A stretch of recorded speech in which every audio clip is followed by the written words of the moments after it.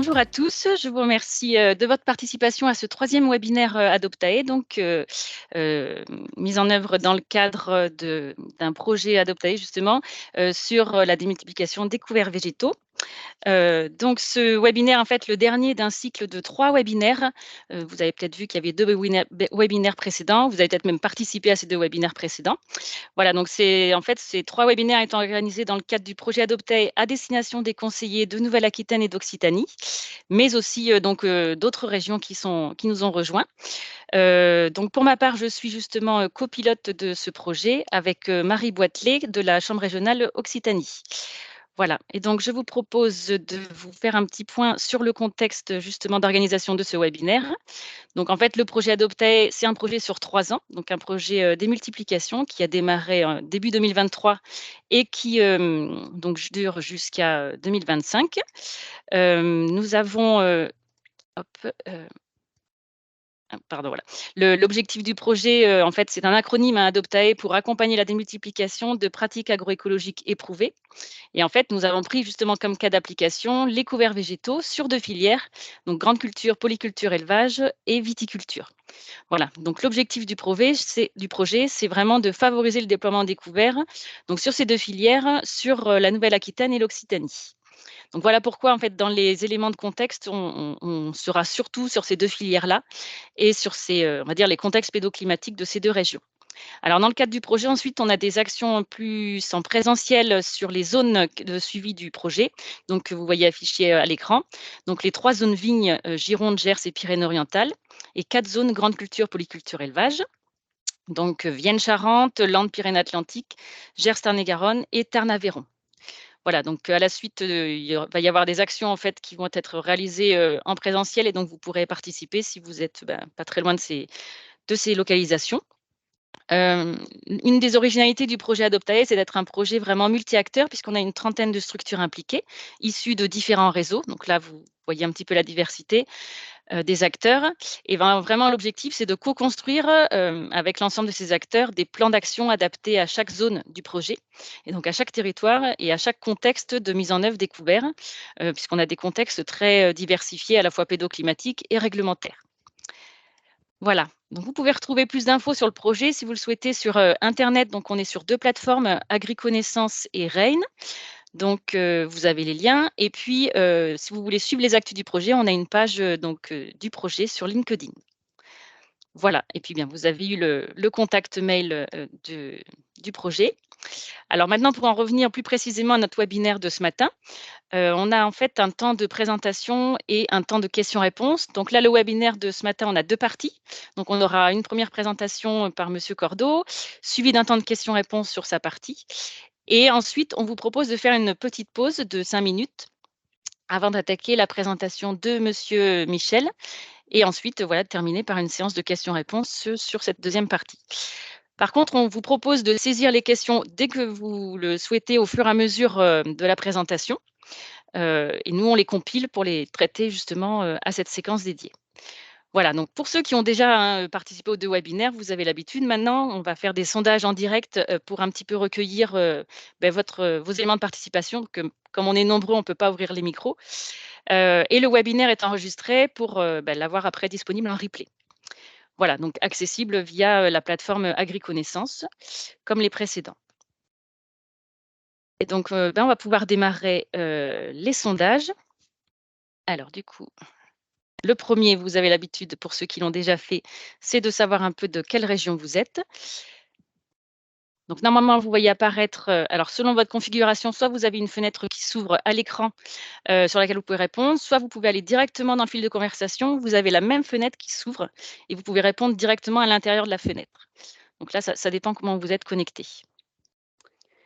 Voilà, donc je vois que vous avez commencé à répondre.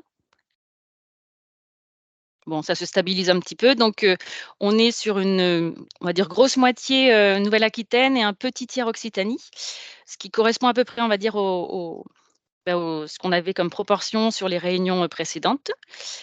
Voilà, alors je vois qu'il y en a certains qui n'ont pas répondu, donc j'espère que c'est pas juste un problème d'affichage, sinon voilà, n'hésitez pas dans la conversation, ça doit s'afficher aussi. Et donc on va pouvoir passer au au deuxième sondage qui est en fait, qui pareil va s'afficher à votre écran. Donc cette fois, pour savoir un petit peu de quelle filière vous êtes, parce qu'on vous a dit que le projet était principalement axé sur les deux premières qui sont affichées, grande culture, viticulture. Mais c'est vrai qu'il y a pas mal d'éléments qui peuvent aussi intéresser d'autres filières que nous, on ne traite pas directement dans le projet, mais voilà, autant pouvoir en profiter. Et du coup, je vais vous envoyer ce deuxième sondage. Bon, bah, donc du coup, on se retrouve alors j'ai oublié de vous dire, hein, vous allez voir vous pouvez voir vous les résultats dans le fil de la conversation. Normalement, ils affichent, au fur et à mesure. Donc là, on est sur presque une moitié, hein, grande culture, polyculture, élevage et un petit tiers viticulture et arbo-maraîchage. Voilà, donc c'est à peu près équivalent à ce qu'on pouvait retrouver sur les webinaires précédents. Alors j'ai l'impression que ça se stabilise, mais on est sur les mêmes proportions. Et enfin, la dernière question un petit peu pour, voir, sur, notre public, de ce matin. Donc c'est savoir un petit peu votre niveau de connaissance sur les couverts végétaux. Si vous êtes néophyte, débutant, vous avez un peu d'expérience ou au contraire vous êtes compétent ou carrément expert. Voilà, donc je lance le sondage et pareil, vous pouvez répondre. Ça bouge encore un peu, mais pour l'instant, on a quand même on va dire une moitié de personnes avec un peu d'expérience. C'est un peu ce qu'on retrouvait, hein, sur les autres webinaires et puis après, on va dire une proportion, un petit quart à chaque fois, débutants, compétents. On a quelques experts, donc n'hésitez pas du coup à partager, hein, des éléments que vous auriez pu recueillir sur le terrain, dans la conversation. Comme ça, tout le monde peut en profiter en même temps. Et ben, je vous remercie. Donc voilà, vous avez compris à peu près le principe des sondages, pour ceux qui l'avaient pas déjà suivi. Et du coup, maintenant, on va pouvoir démarrer les présentations et je vais laisser la parole à monsieur Stéphane Cordeau. Hop, j'arrête le partage. Super. Vous voyez ma présentation? Enfin, Parfait pardon. Stéphane, on OK. voit ouais, très Très bien, bien, merci. merci. Eh bien, bonjour à tous. Merci beaucoup de m'avoir invité à ce webinaire. Juste pour la petite info, je ne me suis pas qualifié comme expert. Je fais pas partie de ceux qui viennent de cocher expert parce qu'en fait, vous allez voir, je suis peut-être expert sur la flore adventice, mais pas forcément sur tous les sujets, sur les couverts. Et ça me semble important de pouvoir le dire tout de suite, qu'il n'y a pas forcément des réponses à tout, notamment quand les sujets débordent un petit peu du champ de compétences. Donc en fait, je suis agronome système à l'UMR agroécologie à Dijon. Je suis chercheur à INRAE. Je fais des recherches effectivement sur la régulation biologique des adventices, principalement sur la compétition, mais je travaille un petit peu sur d'autres mécanismes. En gros, je cherche à savoir comment on peut maximiser la couverture du sol, la compétition des adventices à l'échelle des systèmes de culture. Ça passe par des leviers comme les couverts, les cultures couvrantes, les cultures associées, le semis sous couvert, etc. Enfin, tout un tas de pratiques. Et de voir si c'est un réel levier de gestion de la flore, sous-entendu, est-ce que ça permet de baisser la pression en flore adventice, et donc si c'est un complément à d'autres leviers de gestion, qu'ils soient chimiques ou mécaniques, à l'échelle des systèmes de culture, et comment on agence cette couverture végétale via tous les leviers qu'on a à l'échelle des systèmes pour essayer de maximiser la flore adventice. Donc, je vais vous parler de ça. Je fais majoritairement mes recherches au champ, beaucoup avec des réseaux d'agriculteurs ou sur des stations expérimentales de l'INRAE, notamment. Je co-anime la plateforme Cassis, qui est un dispositif qui teste des systèmes sans pesticides depuis 2018 sur le domaine expérimental de Dijon. Voilà, alors je veux commencer par vous dire que quand on va parler d'adventice, on ne va pas parler d'un espèce d'ensemble de plantes qui réagissent toutes de la même manière. Elles ont toutes des spécificités. Il existe une très grande diversité taxonomique, biologique, fonctionnelle de cette flore. Et c'est important que je mette deux, trois éléments à ce propos dès le départ, puisqu'on va les remobiliser par la suite. La flore adventice, il y a en France à peu près 7-8 000 espèces décrites dans la flore en France, mais il y en a à peu près 1200 qui sont décrites dans les champs cultivés, dont 240 qui sont très communes. Et parmi ces espèces-là, il y a les espèces des champs cultivés, il y a une particularité qui est que la majorité des espèces, à peu près 70-80% des espèces des champs cultivés, sont annuelles. Annuelles, ça sous-entend que du coup, pour pouvoir boucler leur cycle et se maintenir dans les parcelles agricoles, elles doivent absolument produire des graines dans l'année, enfin dans la campagne culturale ou dans l'année. Sinon, elles sont bisannuelles, pluriannuelles. Elles peuvent passer par des cycles pluriannuels, mais devront produire des graines à un moment donné. Et sinon, elles sont vivaces. Les vivaces n'ont pas besoin de passer par le stade graine pour pouvoir se maintenir, pour pouvoir se disperser peut-être, comme le chardon, mais pas forcément pour pouvoir se maintenir dans les parcelles. Et ça, c'est hyper important parce que quand on va mobiliser les couverts pour gérer la flore adventice, le fait de savoir si l'espèce elle est annuelle ou vivace, c'est très important. Et le fait de savoir que la majeure partie des espèces doivent produire des graines dans leur cycle pour pouvoir se maintenir, ça, c'est très important. Et le deuxième point, c'est que globalement, on estime que la flore que l'on voit dans les parcelles cultivées, c'est à peu près 10% du potentiel de la flore adventice d'une parcelle, 90% étant présent dans son stock. Et ça, c'est très important aussi parce que quand on va mobiliser les couverts, on ne va pas jouer sur le stock directement, on va jouer sur les plantes une fois qu'elles seront levées. Et donc, on va jouer que sur une part minime de la flore quand elle lève. Et donc, il va falloir mettre en œuvre les couverts à l'échelle des systèmes, sûrement plusieurs fois, ou jouer sur la couverture des sols plusieurs fois pour pouvoir concurrencer via la compétition la flore adventice. Juste à titre d'exemple, ce qu'on appelle une parcelle dite propre avec un stock semencier qui est faible, c'est moins de 1000 graines sur l'horizon 0,30 cm par mètre carré, alors que des parcelles qui peuvent être dites sales ou avec un stock semencier très élevé, c'est des stocks semenciers où on compte 20 à 100 000 graines par mètre carré. Donc vous voyez que ça fait une sacrée population à l'hectare en termes de nombre de graines que l'on peut faire germer au cours du temps. Alors par contre, les espèces, vous le savez peut-être, elles ne germent pas toute l'année. Il y en a certaines qui sont complètement indifférentes, qui ont des besoins en température, en eau, etc., qui font qu'à n'importe quelle période de l'année, elles peuvent germer. Par contre, il y a des espèces qui sont plus strictes et qui vont germer dans certaines périodes de l'année, même si on entend souvent parler et on discute souvent avec les agriculteurs que ces périodes-là de germination peuvent varier un petit peu, peuvent changer. Par exemple, sous l'effet du changement climatique ou des pratiques, avec des espèces qu'on croyait être majoritairement automnales, hivernales, et qui ont tendance à germer aussi un peu au printemps. Donc ça change un petit peu, mais globalement, la biologie des espèces est assez prédéterminée, et ça, c'est important de le savoir et de le visualiser, parce que concrètement, quand on va mettre des couverts, par exemple en interculture, on va jouer sur un type de flore qui lève à ce moment-là, et qu'on va essayer de concurrencer à ce moment-là, donc durant l'été, durant l'automne qui suit, et donc il faut visualiser quelle est la dynamique des espèces, parce que pour les concurrencer, il faut les concurrencer relativement tôt. Et un des derniers points que je voulais évoquer, c'est que on parle souvent du potentiel grainé des adventices qui fait un peu peur, des espèces qui pourraient produire 10 000 graines par plante, et donc réensemencer le stock, et donc créer des problématiques de gestion sur les années à venir. La production de graines par individu d'adventices dépend de sa biomasse. Là, j'ai pris l'exemple sur la renouée persicaire et l'ambroisie, mais il y a des corrélations très fortes sur la majeure partie des adventices, où une plante grosse produit beaucoup de graines, une plante petite produit peu de graines. Et donc, du coup, ce qu'on va essayer de faire avec des couverts, avec la compétition, c'est tenter de réduire la biomasse des plantes adventices de manière à ce que si elles échappaient aux techniques de destruction, par exemple, eh bien, ou alors si elles grainaient dans les couverts, on en reparlera, elles fassent peu de graines, et donc du coup, on est joué sur le stock semencier comme ça. Alors, quand on met en œuvre des couverts, c'est quoi les mécanismes qu'il y a derrière? C'est important de les visualiser parce que sinon, on peut mettre en œuvre des pratiques qui ne vont pas mobiliser complètement ces mécanismes-là. Donc, c'est quoi la régulation biologique des adventices?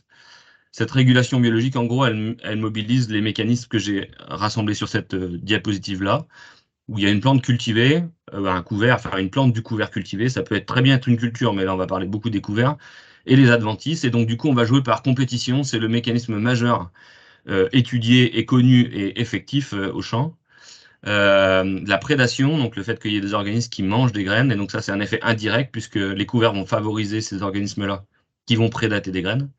Les couverts modifient le microclimat à la surface du sol. La modification de ce microclimat peut créer du parasitisme, des fontes de semis. Il y a des champignons qui sont responsables de la fonte de semis et qui sont favorisés par les couverts. Et l'allélopathie, j'y reviendrai juste après. Alors, juste pour commencer par le mécanisme majeur qui régule les adventices, c'est la compétition. Et c'est important, hyper important, de définir ce que c'est que la compétition, puisque la compétition, c'est un mécanisme par lequel plusieurs plantes vont se partager une ressource qui est en quantité insuffisante pour satisfaire toutes les plantes. Et ça, c'est hyper important de le dire, puisque si les ressources sont suffisantes, il n'y a pas de compétition. S'il y a assez d'eau, de lumière et d'azote pour tout le monde, il n'y a pas de compétition. Et donc, du coup, l'intensité de la compétition est d'autant plus grande que ces ressources manquent et va bénéficier aux plantes qui ont la capacité de préempter ces ressources de manière beaucoup plus importante sur les autres. Et c'est du coup souvent le cas en interculture, puisqu'en interculture, s'il fait sec, et si on a plutôt bien piloté sa fertilisation azotée de la culture précédente, et qu'on a à peu près réalisé les rendements qu'on visait, il y a des reliquats post-récolte qui sont relativement faibles, et donc les plantes vont devoir pousser alors que la lumière est conséquente en début d'été, dans des environnements très stressants, et se partager le peu de ressources qu'il y a. Et donc du coup, l'issue de la compétition, elle va dépendre de la dynamique de ces ressources, elle va dépendre du potentiel de croissance des plantes, celles qui ont la capacité de s'installer le plus rapidement possible pour capter le peu de lumière, en termes de racines pour capter l'eau et l'azote, par exemple, ou les autres éléments, et donc des dates de levée relatives. La compétition est souvent prédéterminée par celui qui part le plus vite. En gros, c'est un peu l'inverse de la fable de La Fontaine du lièvre et de la tortue. Il suffit pas d'arriver à temps, il faut au contraire partir très vite si on veut être très compétitif. Quand on est une plante cultivée, un couvert ou une adventice inverse. Alors du coup, on va faire une petite pause. Premier sondage par rapport à cette histoire de compétition, où je souhaiterais du coup vous poser la question de savoir, selon vous, qu'est-ce que c'est qu'une plante nitrophile? Est-ce que c'est une plante qui se développe quand il y a de l'azote? Est-ce que c'est une plante qui ne se développe pas quand il n'y a pas d'azote? Est-ce que c'est une plante que l'on retrouve principalement sur les milieux riches en azote? Est-ce que c'est une plante qui n'a besoin que d'azote pour croître? Est-ce que c'est une plante qui concurrence les autres pour la lumière, si on lui donne de l'azote? Ou est-ce que c'est encore un truc d'écologue? Donc il y a plusieurs réponses possibles. Et il me semble que du coup, vous pouvez dérouler un peu le menu, c'est ça, pour si vous C'est les ça, voyez voilà. pas toutes là. Enfin, normalement, Mmh mh. il y a ces Faites bien 6 défiler, réponses. le petit ascenseur sur la droite là pour, selon ce que vous voyez sur votre écran. Voilà, donc normalement, heu, comme l'a dit Stéphane, hein, vous avez la possibilité de cocher plusieurs réponses si vous l'estimez. Donc, alors je vois que les réponses sont en cours. On a une majorité quand même de réponses C pour l'instant, Stéphane, donc je te Ouais, laisserai peut-être commenter, ouais, c'est assez intéressant qu'il y ait pas mal de réponses C. Je vois aussi que du coup, il y a une réponse F, enfin qui représente 0%, mais il y a une réponse F, encore un truc d'écologue. Et aussi un peu de réponse A, 30% de réponse A. Là, ça commence à se stabiliser. Alors du coup, je vous donne la réponse et je vous explique après pourquoi. Donc les réponses, c'est C, E et F. Donc le F, encore un truc des collègues qui n'a été cité par une seule personne, bravo. Je vais vous expliquer après pourquoi, tout de suite après pourquoi. E, plante qui concurrence les autres pour la lumière, 12% de réponse, et je vais vous expliquer aussi dans la diapo d'après pourquoi. Et C, effectivement, 50% des personnes l'ont répondu, et c'est une très bonne réponse. Plante que l'on retrouve principalement sur des milieux riches, et c'est d'ailleurs la définition de ce que c'est qu'une plante nitrophile. Le reste, ce sont des conséquences, mais la définition d'une plante nitrophile, ce sont des plantes que l'on retrouve principalement sur des milieux riches en azote. Je vais vous expliquer pourquoi les 32% qui ont répondu A, plante qui se développe quand il y a de l'azote, n'est pas vrai, puisque ce sont aussi des plantes qui se développent quand il n'y a pas d'azote, des plantes qui sont nitrophiles. Simplement, elles ne se développent pas de la même manière. Alors, je vous explique tout ça pourquoi. Oui, c'est un truc d'écologue, puisque la nitrophilie, c'est un concept d'écologie qui a été inventé par un écologue qui s'appelle Ellenberg, qui est là, et qui a créé un indice d'Ellenberg, Ellenberg N. Vous pouvez trouver ces valeurs-là sur des sites internet, et qui décrivent les espèces par rapport à leur fréquence en fonction des milieux dans lesquels on les retrouve. Et donc, des espèces nitrophiles sont des espèces qui sont très fréquentes dans les habitats qui sont riches en nutriments et notamment en azote. Et donc, du coup, il a créé un indice qui va de 0 à 9, et les espèces sont 9, 8, 7, quand on les retrouve fréquemment dans les milieux riches en azote. Et elles sont dites oligotrophes quand on les retrouve principalement dans les habitats pauvres. Et la conséquence de ça, juste pour vous dire, c'est que la majeure partie des espèces adventices des champs cultivés aujourd'hui ont des notes d'Ellenberg qui sont de 6 à supérieures, parce que globalement, l'augmentation de la fertilisation azotée au cours de ces 50-60 dernières années, à sélectionner les espèces oligotrophes. Sélectionner, sous-entendu, elles ne sont plus ou plus très présentes dans les champs cultivés, et les quelques-unes qui persistent pour d'autres raisons. Donc, les espèces qui poussent dans les milieux cultivés sont majoritairement des espèces nitrophiles. Et leurs caractéristiques, c'est pas qu'elles poussent sur des milieux riches en azote, c'est qu'elles poussent différemment sur des milieux riches en azote. Et vous voyez ici, par exemple, la renouée persicaire, elle va avoir une augmentation de sa surface foliaire dès qu'on va lui mettre de l'azote, alors qu'elle aura une surface foliaire plus faible quand il n'y aura pas d'azote, alors qu'une espèce oligotrophe, elle va se comporter de la même manière en forte ou faible présence d'azote. Donc elles poussent quand même sur les milieux faibles en azote, les espèces nitrophiles, mais elles ont par contre une allure d'une plante oligotrophe qui pousse très peu. La conséquence de ça, c'est que quand on fait plus de surface foliaire, du coup, on a beaucoup de biomasse et on fabrique de la photosynthèse. Et la caractéristique des espèces nitrophiles, qui sont des espèces avec des indices d'Ellenberg élevés, c'est qu'elles vont allouer beaucoup plus de biomasse dans leur partie aérienne que dans leur partie racinaire. Ça paraît contre-intuitif, mais les espèces qui sont nitrophiles, sur la biomasse totale, elles ont finalement assez peu de racines par rapport à leur biomasse totale. Par contre, avec ce peu de racines, elles vont avoir une énorme efficience de prélèvement de l'azote. Elles vont énormément prélever l'azote. Et avec toute cette énergie, elles vont le réallouer dans leur partie aérienne, faire beaucoup de biomasse aérienne et donc répondre à la présence d'azote par beaucoup de surface foliaire et beaucoup de biomasse aérienne, et donc concurrencer les voisines, et notamment les oligotrophes, pour la lumière. Donc en fait, des espèces nitrophiles ne sont pas que des espèces qui concurrencent pour l'azote. Oui, elles ont une énorme efficience de prélèvement de l'azote, mais parce que du coup, quand il y a beaucoup d'azote, elles vont faire beaucoup de biomasse aérienne. Elles vont du coup concurrencer leurs voisines pour la lumière. Donc c'est pour ça que la réponse, ce sont des espèces qui sont aussi concurrentes pour la lumière en présence d'azote. C'est le cas, mais elles ne le sont pas elles ne sont pas en présence d'azote. Donc ça va poser la question tout à l'heure, et on y reviendra à cette question-là, je vous la poserai tout à l'heure. Faut-il du coup fertiliser les couverts pour augmenter la compétition?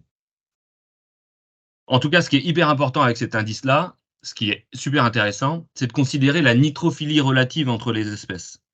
C'est-à-dire des espèces, si vous avez dans vos champs des espèces comme Durégra, qui sont des espèces très nitrophiles, mettez-leur de l'azote, vous allez les booster. Le colza, qui est là sur le graphique, la BRSNN, c'est le colza. C'est une espèce, vous le connaissez, c'est une cypan, c'est comme une moutarde. Mettez-lui de l'azote qui va répondre en termes de croissance. Par contre, le blé, là, qui est là, la TRZAS, là, qui est en plein milieu, là, en plein milieu de toutes les adventices, pardon, excusez-moi, en plein milieu de toutes les adventices, et ben, lui, du coup, il a une nitrophilie relative quasiment égale au brome qui est là, aux espèces qui sont autour de lui, au vulpin, là, à l'omi, là, qui est juste à côté de lui. Donc finalement, mettez de l'azote à un blé et vous en donnerez autant au vulpin. Voilà. Donc c'est important de considérer cette nitrophilie relative pour savoir à qui on donne de la ressource. Alors l'autre mécanisme de régulation biologique des adventices, c'est l'allélopathie. Et donc j'aimerais vous poser cette question. D'après vous, laquelle de ces affirmations est vraie? Il peut y en avoir plusieurs. A, on en entend beaucoup plus parler que ce qu'on en sait. B, c'est un mécanisme connu, très étudié au labo et au champ. C, le sarrasin est allélopathique car il réduit les adventices alors qu'il est en fait peu dense, enfin qui peut être peu dense. Et C, il existe des espèces et des variétés allélopathiques. Pour l'instant, c'est assez équilibré entre A, C et D. Les réponses rentrent petit à petit. Ouais. On sent un temps de réflexion peut-être plus long que pour les questions précédentes. Ouais, et c'est pourtant pas si évident que ça, enfin en plus c'est des affirmations, savoir où se cache le loup dans cette phrase. Ça reste toujours assez équilibré entre A, C et D, donc sous-entendu, on entend plus parler qu'on ce qu'on en sait. Bon, là, on va en entendre parler aujourd'hui, donc on en saura peut-être un peu plus après. Le sarrasin est allélopathique car il réduit les adventices alors qu'il est peu dense, et D, il existe des variétés. Alors, en Voilà, attendant donc que les ça, réponses se stabilisent, tu as une remarque dans la partie conversation sur donc un participant qui fait remarquer que le sarrasin laisse des graines longtemps après dans le sol. ok. Ouais, donc on pourra en parler, c'est-à-dire que en gros, des plantes de couvert peuvent devenir des adventices si elles venaient à grainer, ou alors à ne pas germer quand on les a semées. Donc Ça a là, l'air de ça se se stabilise. stabiliser, Ouais. ouais. Donc là, on est à 30% de réponse A, on en entend plus parler que ce qu'on en sait. 26% C, le sarrasin est allélopathique, qui réduit les adventices alors qu'il est peu dense. et D, il existe des variétés des espèces allélopathiques. En fait, les réponses, c'est A et D, même si la D, alors qu'elle a recueilli 36%, c'est vrai, il existe des espèces très décrites comme étant allélopathiques, et globalement, il y a beaucoup d'espèces et de groupes de familles botaniques qui comportent des espèces qui sont allélopathiques. Les graminées, les astéracées, les brassicacées, etc., etc. Et là-dedans, il existe quelques variétés allélopathiques, et notamment, il en existe une vendue avec une allégation allélopathique, c'est un riz, et il est vendu en Chine. Et on va y revenir. Pourquoi? On va revenir là-dessus. Pourquoi il n'y a pas de variété vendue avec des allégations allélopathiques par les semenciers en France? Par contre, c'est vrai qu'on en entend plus parler que ce qu'on en sait. Je vais vous expliquer dans les 2 diapos après pourquoi.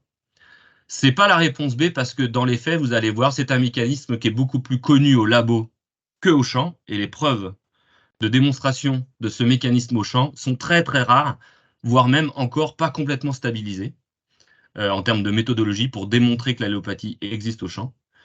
La réponse C, et c'est très intéressant qu'il y ait à 26% des gens qui aient répondu ça, le sarrasin est allélopathique, il réduit les adventices alors qu'il est peu dense. On visualise quand on dit ça, et moi je l'observe aussi très souvent, quand on va dans un sarrasin qui est très clair, dont on voit le sol, et alors même qu'il n'y a pas d'adventice, alors c'est pas la compétition pour la lumière qui a été responsable de cet étouffement, il y a forcément autre chose.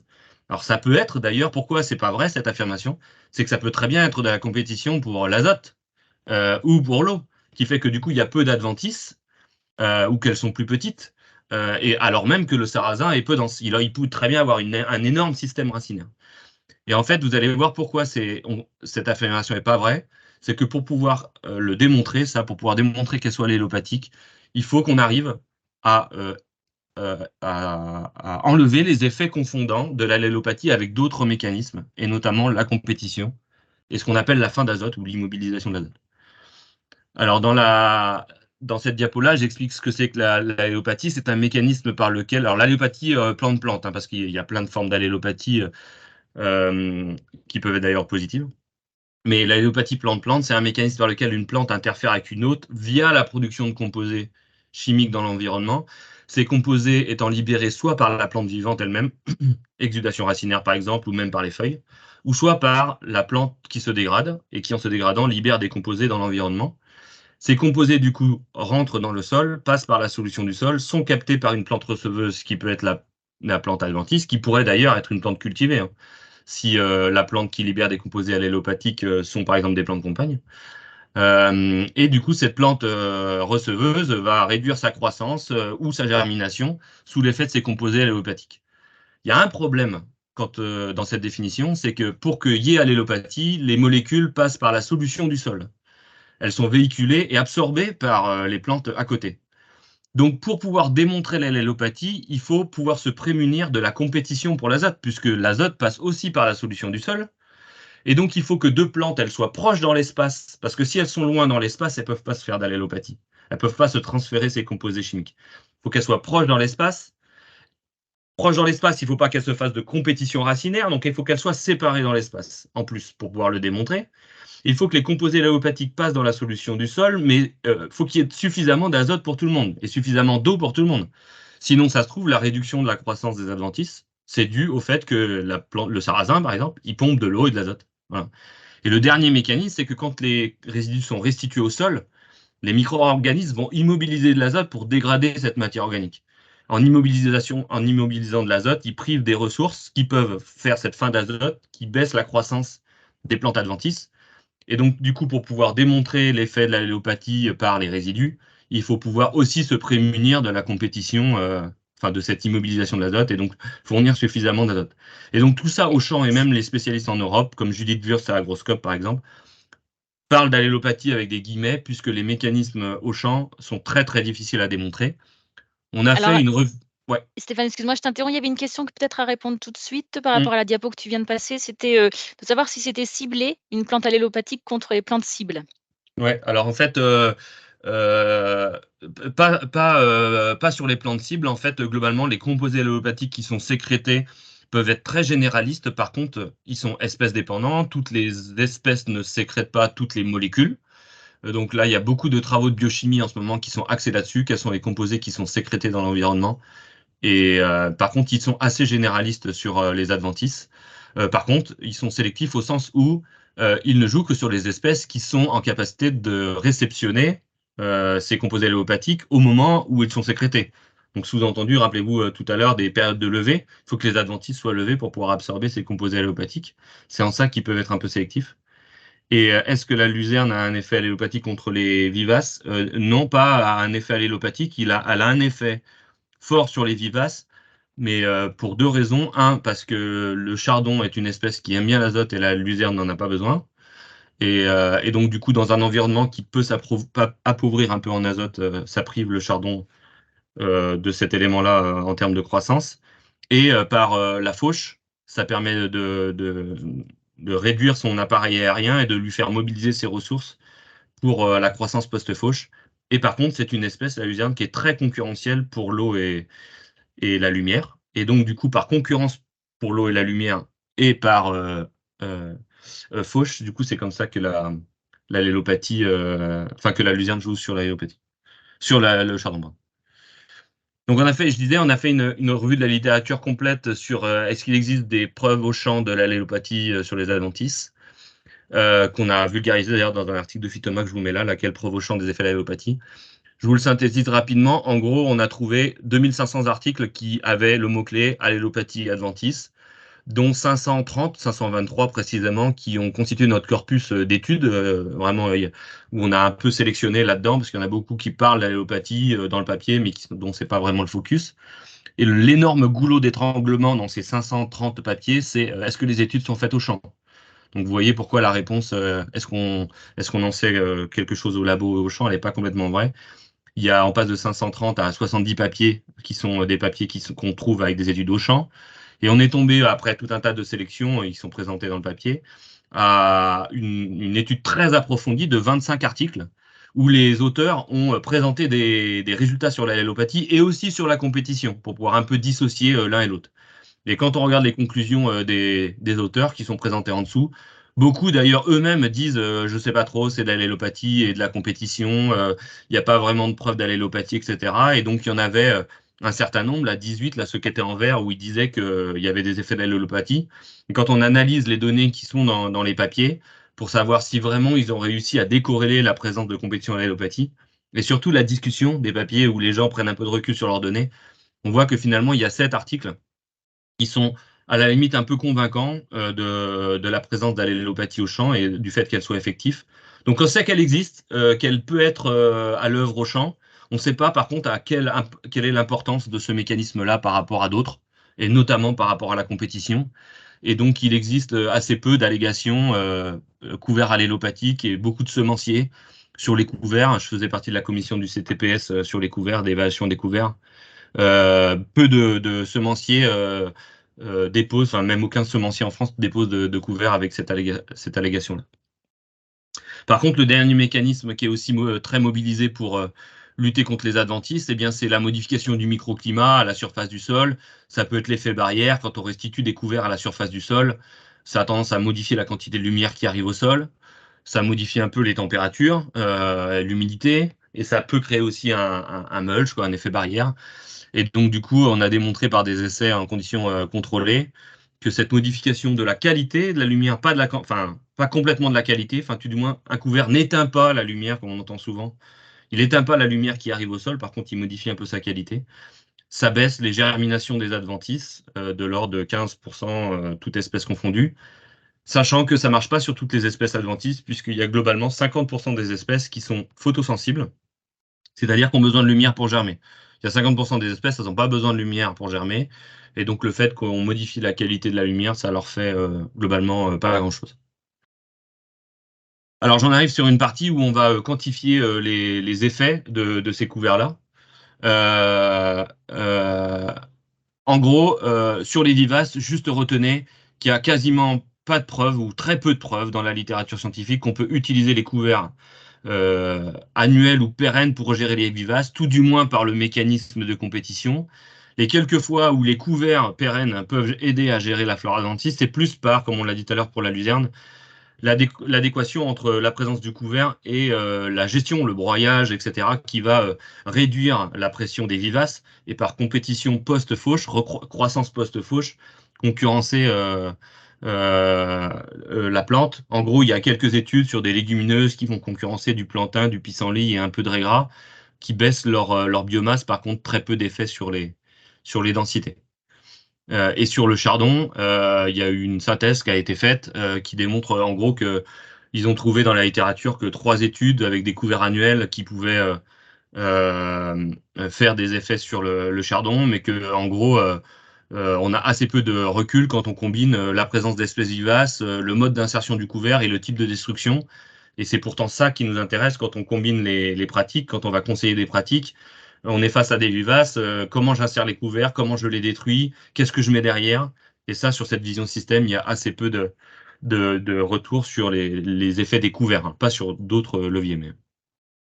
Par contre, on sait beaucoup de choses sur les couverts annuels et sur les espèces adventices annuelles aussi. Il y a plusieurs grosses méta-analyses qui ont été publiées là-dessus et qui démontrent en gros que le niveau de suppression, de répression des adventices, c'est-à-dire la baisse de la biomasse des adventices euh, par les couverts, dépend beaucoup des espèces qu'on met dans les couverts. Les monocotes et aussi les brassicacées parmi les dicotes ont un effet beaucoup plus suppressif que les autres espèces.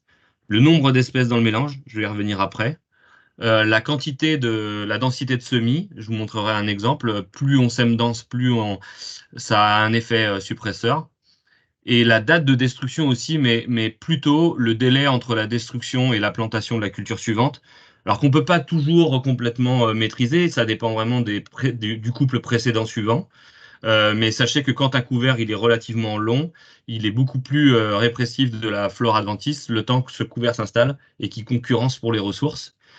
Et donc, il faut pouvoir jouer sur cette durée du couvert, sur les espèces, pour essayer de couvrir dans le temps la plus grande gamme de couverts, entre par exemple une récolte de juillet et le semis au mois d'avril d'une culture de printemps-été. On peut imaginer des enchaînements de cultures de couverts d'été et de couverts d'hiver pour pouvoir couvrir le plus longtemps possible.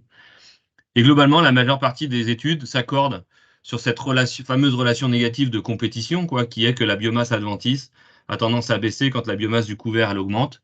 Par contre, une chose qui est importante à dire, c'est qu'il n'existe pas dans la littérature l'existence réelle de seuil de biomasse de couvert qu'il faudrait atteindre pour réduire la biomasse adventice. Et je pense que si vous avez suivi tout le début parfaitement, vous savez pourquoi. C'est parce que la compétition se joue par les ressources et que du coup, si on est sur des milieux qui sont très riches en ressources, on peut faire 6 tonnes de couverts et 4 tonnes de biomasse adventice. Et dans des milieux très pauvres et très séchants, etc., on peut faire 1 tonne de couverts et puis 0,1 tonne d'adventice. Et donc, on peut être très, très répressif même dans des milieux très secs. Et donc, il est souvent très difficile de pouvoir préconiser ou de dire oh, ton couvert, il n'a pas fait 2 tonnes, il fait rien. Voilà, il y a plein d'études qui démontrent qu'il y a des espèces qui, à faible biomasse, sont en capacité de réprimer cette biomasse adventice. Et là, on en arrive du coup à une des questions qu'on discute souvent avec les agriculteurs, c'est quand je fais mon couvert, faut-il que je maximise la diversité des espèces que je mets dans le couvert pour améliorer la régulation des adventices? Réponse A, oui. Réponse B, non. Ou réponse C, je ne sais pas. Donc en gros, on a le choix. Je mets 1, 2, 3, 4, 5, 6, 7, 8, 10 espèces, 15 espèces dans mon couvert. Tiens, il me reste un peu de ça dans un sac. Est-ce que je le mets dans mon couvert? Voilà. Jusqu'où on va dans cette diversité-là? Est-il bon? Est-ce que la diversité est bénéfique? On profite, Stéphane, pour t'alerter sur le timing. Ouais, je vois ça. Ça avance. Du coup, je vais avancer dans la diapositive. 53% disent oui, 22% disent non, et 20% disent je sais pas, ça se stabilise. 55% disent non. Disent oui. Non, alors, la vraie réponse, c'est concrètement non. Et le loup se cache dans maximiser la diversité. La diversité peut être utile, mais la maximiser ne permet pas de mieux réguler les adventices. Et alors, c'est pas comme si je vous envoyais ça comme une nouvelle, hein. C'est un sujet qui a été très, très, très étudié, au point de se demander le prochain qui sortira un papier là-dessus s'il est vraiment innovant. Il y en a même des méta-analyses qui ont été faites de savoir si des couverts très complexes, très diversifiés, étaient plus répressifs de la flore adventice. Et la réponse est non. Vous voyez ici l'effet suppressif des adventices, c'est la réduction de la biomasse ou de la densité en fonction de la diversité qu'il y a dans les espèces. Et la réponse est non. Pourquoi? Parce que concrètement, quand on va augmenter le nombre d'espèces dans un mélange de couverts, il sera difficile d'augmenter la production de la biomasse de manière plus élevée que la plus élevée des espèces des plus productives. C'est-à-dire qu'il y a forcément dans le couvert une espèce qui produit beaucoup de biomasse, et cette espèce-là, si on lui rajoute quelque chose dedans, on va baisser sa biomasse globale. L'autre truc, c'est qu'on augmente le risque d'avoir semé des densités qui ne sont pas complètement optimales. Parce que quand vous allez mélanger des espèces, vous ne savez pas à quelle densité vous allez les mettre. Et donc, vous pouvez mettre des espèces qui vont se faire complètement dézinguer par compétition par les autres parce qu'elles ne sont pas assez denses dans le couvert. Et optimiser les densités relatives d'un mélange à 15 espèces, c'est très très dur. Et le dernier point, c'est que augmenter la diversité, très souvent, c'est ajouter des espèces qui ne sont pas forcément adaptées à la période de semis, qui vont se faire concurrencer par les autres espèces du mélange qui sont très adaptées à la période à laquelle on le sème. Et donc, augmenter la diversité des espèces, oui, en restant dans la gamme des espèces qui sont adaptées à la période de semis. Et donc, souvent, ça amène à ne pas aller au-delà de 3, 4, 4, 5 espèces dans le mélange. Donc, il y a des mélanges de 3, 4 espèces qui sont très compétitifs, mais 10, 15 espèces.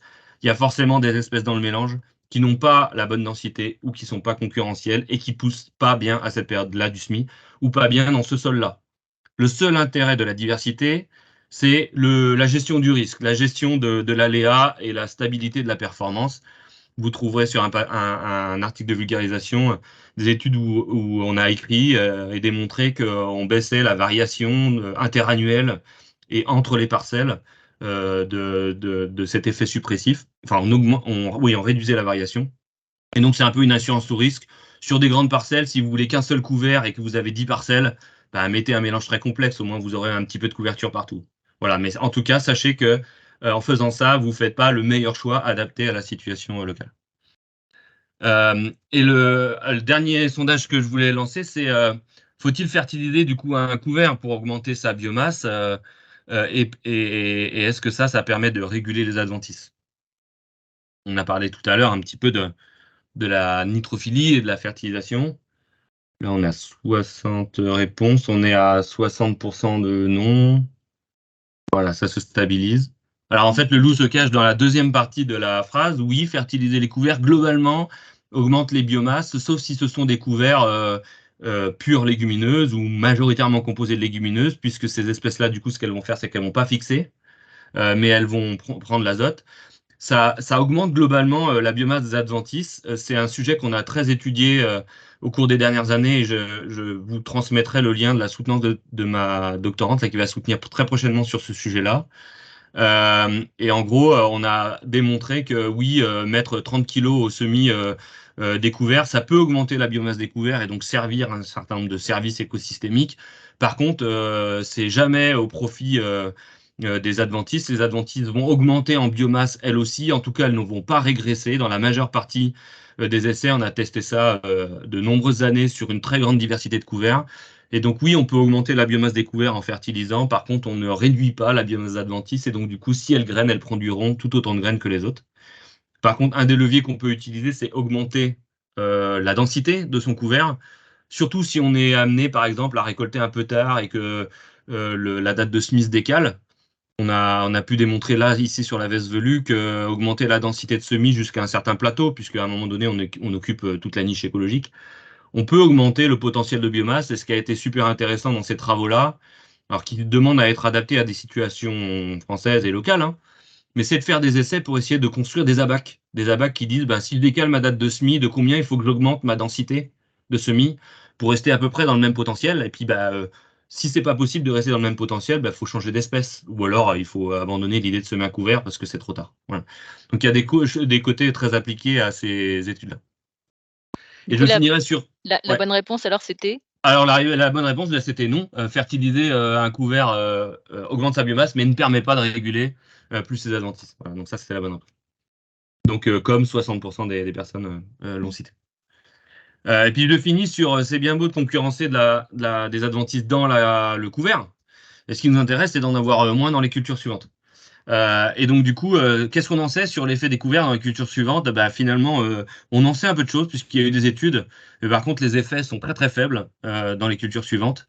On a mené des essais long terme sur des dispositifs qui ont mis en œuvre des couverts depuis très, très longtemps, depuis 1993 en Italie, avec des modalités, des parcelles qui sont soit labourées, soit travaillées superficiellement, sous différents niveaux d'azote et avec plein de types de couverts comparé à des sols nus. Et on a regardé si, répété pendant 25 ans sur la dernière rotation qu'on a étudiée, est-ce qu'on voyait des différences sur la flore adventice dans les cultures suivantes. Et donc, dans les cultures suivantes, c'est-à-dire qu'une fois que les couverts ont été mis et ont été détruits par labour ou travail du sol superficiel et restitués dans la culture, on voit très peu de différence de biomasse et ou de densité adventice, que ce soit sur les cultures d'été, tournesol maïs, ou sur les cultures d'hiver. Et pourtant, les cultures d'hiver, c'était vraiment les bonnes cultures pour révéler les effets, puisque les couverts poussent à la même période que les adventices qui poussent dans ces cultures-là. Et donc, on n'a pas vu d'effet sur le long terme. Et donc, on s'est dit, on a été voir dans le stock semencier, on s'est dit, c'est pas parce qu'il y a moins d'adventices en culture, ça se trouve, il y a le stock semencier, par contre, lui, il a été influencé. Et donc, oui, on a vu des effets découverts sur le long terme, sur le stock semencier, mais uniquement sur quelques espèces adventices que je cite là, le paturin, le cérèstre, la véronique et la stélaire, qui ont toutes comme particularité d'être des espèces à cycle très court, et donc qui ont la capacité de germer et de grainer pendant le couvert, mais qui sont en fait des espèces qui sont très peu nuisibles, sauf si elles sont présentes à des très très fortes densités. Et ça concourt aux quelques études qui, dans la littérature, ont étudié l'effet long terme de la mise en œuvre des couverts sur le stock semencier. Alors, long terme, là, je vous mets les trois grosses études qui ont travaillé là-dessus. Soit c'est des couverts qui sont en place pendant 2 ans, des sortes de jachères environnementales.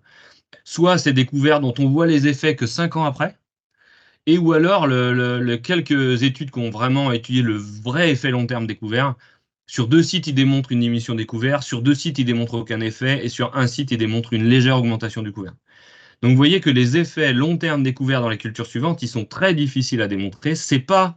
Le couvert n'est pas un effet majeur sur la flore adventice pour une raison assez simple, c'est qu'il y a 2 autres gros marteaux qui existent et qui jouent très très fortement sur la flore adventice, que sont le travail du sol et le désherbage chimique. Et donc, vous verrez dans cet article de vulgarisation qu'on a déjà écrit, que mettre des couverts, si c'est pour les détruire avec du travail du sol et du labour, finalement, on a assez peu d'effets dans les cultures suivantes, puisqu'on restitue au sol toutes les adventices en même temps que les couverts.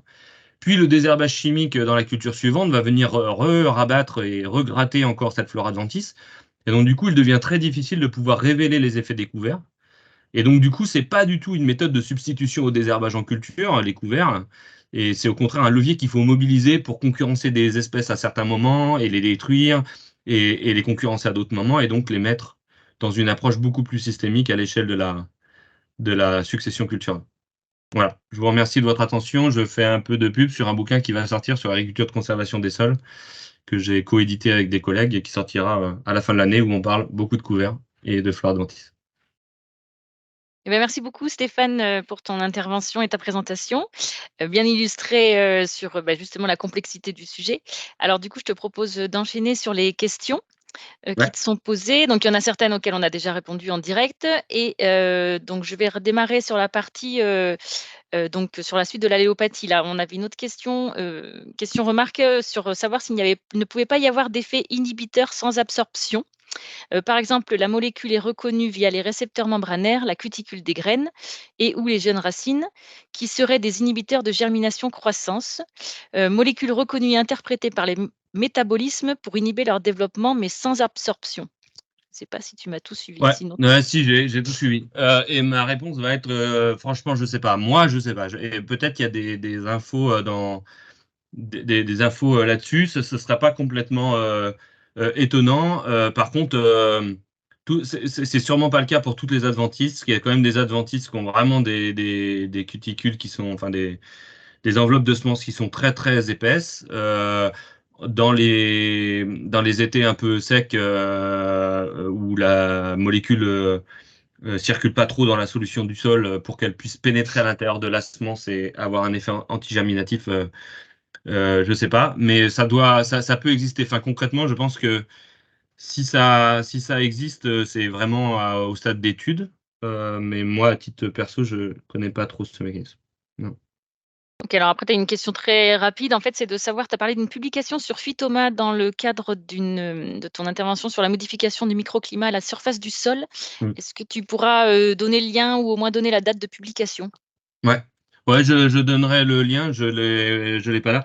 En fait, on a fait des essais long terme sur les effets découvert sur la modification du microclimat et surtout sur la conséquence des adventices. Et on l'a présenté à plusieurs congrès, dont le Columa, et fait des articles de vulgarisation. Donc, je vous transmettrai les articles.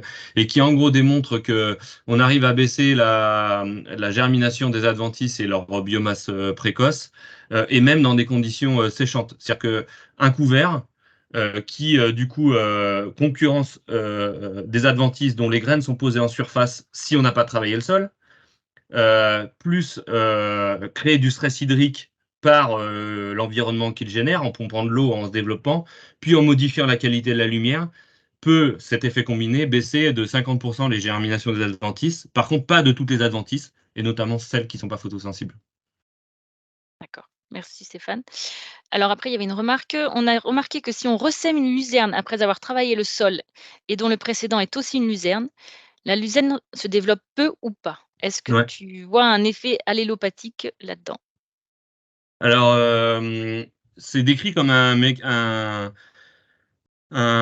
mécanisme d'auto-incompatibilité et en fait concrètement il n'a pas été démontré que c'était réellement de l'allélopathie, que c'était réellement de la sécrétion de molécules dans l'environnement qui empêchaient la germination, parce qu'en fait ça empêche pas d'ailleurs toujours la germination de ces nouvelles graines, mais ça peut gêner leur rétablissement de ces graines-là enfin par la suite quoi, parce que c'est une espèce pérenne, mais il faut quand même qu'elle arrive à installer son système racinaire pour pouvoir se pérenniser. Mais par contre, c'est très bien décrit dans la littérature. Si vous cherchez auto-incompatibilité luzerne, vous allez tomber sur plein d'articles qui décrivent ce mécanisme-là, enfin qui décrivent ce phénomène-là, qui est très observé, par contre, qui n'est pas forcément relié à de l'allélopathie. OK, alors ensuite, tu avais une question sur l'efficacité des couverts temporaires sur le chien-dent, des espèces à privilégier pour cette action, en plus de la gestion du couvert, on va dire, en tant que tel. Ouais. Alors bon, déjà, je pense que à privilégier, il faut privilégier une installation de ce couvert-là, et ce couvert-là peut être installé suite à un travail du sol qui va déjà épuiser ce chien-dent en mettant ses rhizomes à la surface du sol. Ça peut être un travail du sol un peu profond, enfin une dizaine de centimètres, avec des outils, des vibros qui peuvent remonter les rhizomes à la surface du sol et qui vont faire installer le couvert déjà, non pas dans un tapis de chien-dent déjà installé, parce que le couvert il a perdu d'avance, mais déjà dans un sol un peu mis à nu. Euh, et on sait que par contre, ben, ce qui est très efficace sur le couvert, c'est de répéter ces interventions de travail du sol. Bon, mais si on veut installer par contre un couvert, là il faut un couvert qui pousse relativement vite et du coup qui est sur les mêmes caractéristiques biologiques que lui, c'est-à-dire soit une graminée qui pousse rapidement, mais ça peut être une graminée estivale, des sorgho pipers, ou des trucs comme ça, une espèce qui va monter plus haut, plus vite que lui en hauteur. Euh, Ça peut, enfin, ou qui va tapisser le sol, mais moi je préconiserais pas sur des couverts d'été, voilà, des seigles ou des espèces comme ça qui tardent à s'installer et qui s'installent beaucoup mieux à l'automne. Par contre, dans un couvert plutôt estival, mettre un mélange un mélange sorgho, vesse, et pourquoi pas avec un peu de seigle, mais avec vocation de faire de la biomasse plutôt à l'automne. C'est-à-dire semer les trois en même temps, mais à vocation à ce que le seigle reste à l'automne. Ça peut être efficace. Alors après, ça reste une vivace qui va reconstituer ses réserves si elle est déjà bien installée, quoi. Donc, je pense que c'est à préconiser sur des débuts d'infestation et pas sur des très fortes infestations. D'accord, merci. Et il nous reste 2 questions. Est-ce que l'effet dépressif sur le long terme pourrait être plus important en système bio, selon toi, du fait que le stock a tendance à augmenter beaucoup plus rapidement, sans gestion adaptée? Alors, l'effet répressif découvert, il dépend de la compétition pour les ressources. Et donc, les ressources, elles peuvent manquer à certaines périodes de l'année dans des systèmes bio et donc exacerber la compétition. Le seul mécanisme qui viserait à démontrer que les couverts sont bénéfiques dans des systèmes bio, mais qui sont pas. Enfin, le mécanisme, c'est pas que vis-à-vis des bio, c'est que il y a une hypothèse qui est à l'étude en ce moment de manière très active alors qu'elle est sortie en 2010, qui est que quand on met des couverts dans les systèmes et qu'on diversifie sa rotation et qu'on apporte des matières organiques, etc., ce qu'on fait, c'est qu'on diversifie les ressources qu'on apporte au sol. On diversifie le pool de ressources. Si vous cherchez sur Internet diversification du pool de ressources, il y a une hypothèse scientifique qui s'appelle Resource Pool Diversity Hypothesis, qui dit que si on augmente le pool de ressources, on est en capacité d'accueillir plus d'individus, donc plus d'adventistes pour moins de compétition. C'est la même idée que s'il y a peu de ressources, du coup, tout le monde cherche à la prendre, cette ressource-là. Si on augmente le pool de ressources, du coup, on est en capacité, pour une même biomasse adventiste, d'avoir moins de nuisibilité. Et donc, cette étude-là, elle est basée sur sur des études sorties d'agriculture biologique, mais pour moi, elle est parfaitement applicable, par exemple, à des systèmes en agriculture de conservation des sols, qui mettent beaucoup de couverts, qui couvrent les sols, qui restituent de la biomasse au sol, etc., qui vont augmenter ce pool de ressources et qui vont baisser le niveau de compétition entre la culture et les adventices. Donc oui, en bio, on pourrait observer ce phénomène-là, mais je pense qu'on pourrait l'observer dans tous les systèmes où on augmente les restitutions et le pool de ressources via la diversité des matières végétales restituées. Voilà, le participant qui a posé la question, pardon, te précise que c'est sur le long terme, en fait, qu'il parlait, du stock semencier à long terme. Ouais. Et alors, ben, en fait, je pense que sur le stock semencier à long terme, il n'y a pas de raison que ça marche mieux en bio qu'en conventionnel. Oui, quand on a un fort stock et donc une forte probabilité d'avoir des adventices, on a plus de probabilité de réduire leur biomasse. Quand on n'a que quelques adventices qui poussent, on a moins de chances. Mais quand on voit j'ose le mot, la faiblesse du levier de la compétition par rapport à d'autres, euh, c'est difficile d'imaginer que le couvert végétal puisse être un énorme marteau dans des très fortes pressions adventices. Ou en tout cas, si ça les réduit, faut juste regarder la taille de l'effet, quoi. Si c'est pour passer de 4 tonnes d'adventices à l'hectare à 1 tonne, il reste encore 1 tonne d'adventices et qui peut être très concurrentiel, quoi. D'accord. Et dernière question, puisque l'heure tourne, en cas d'espèce, de type ambroisie ou datura, faut-il être plus prudent avant l'implantation d'un couvert?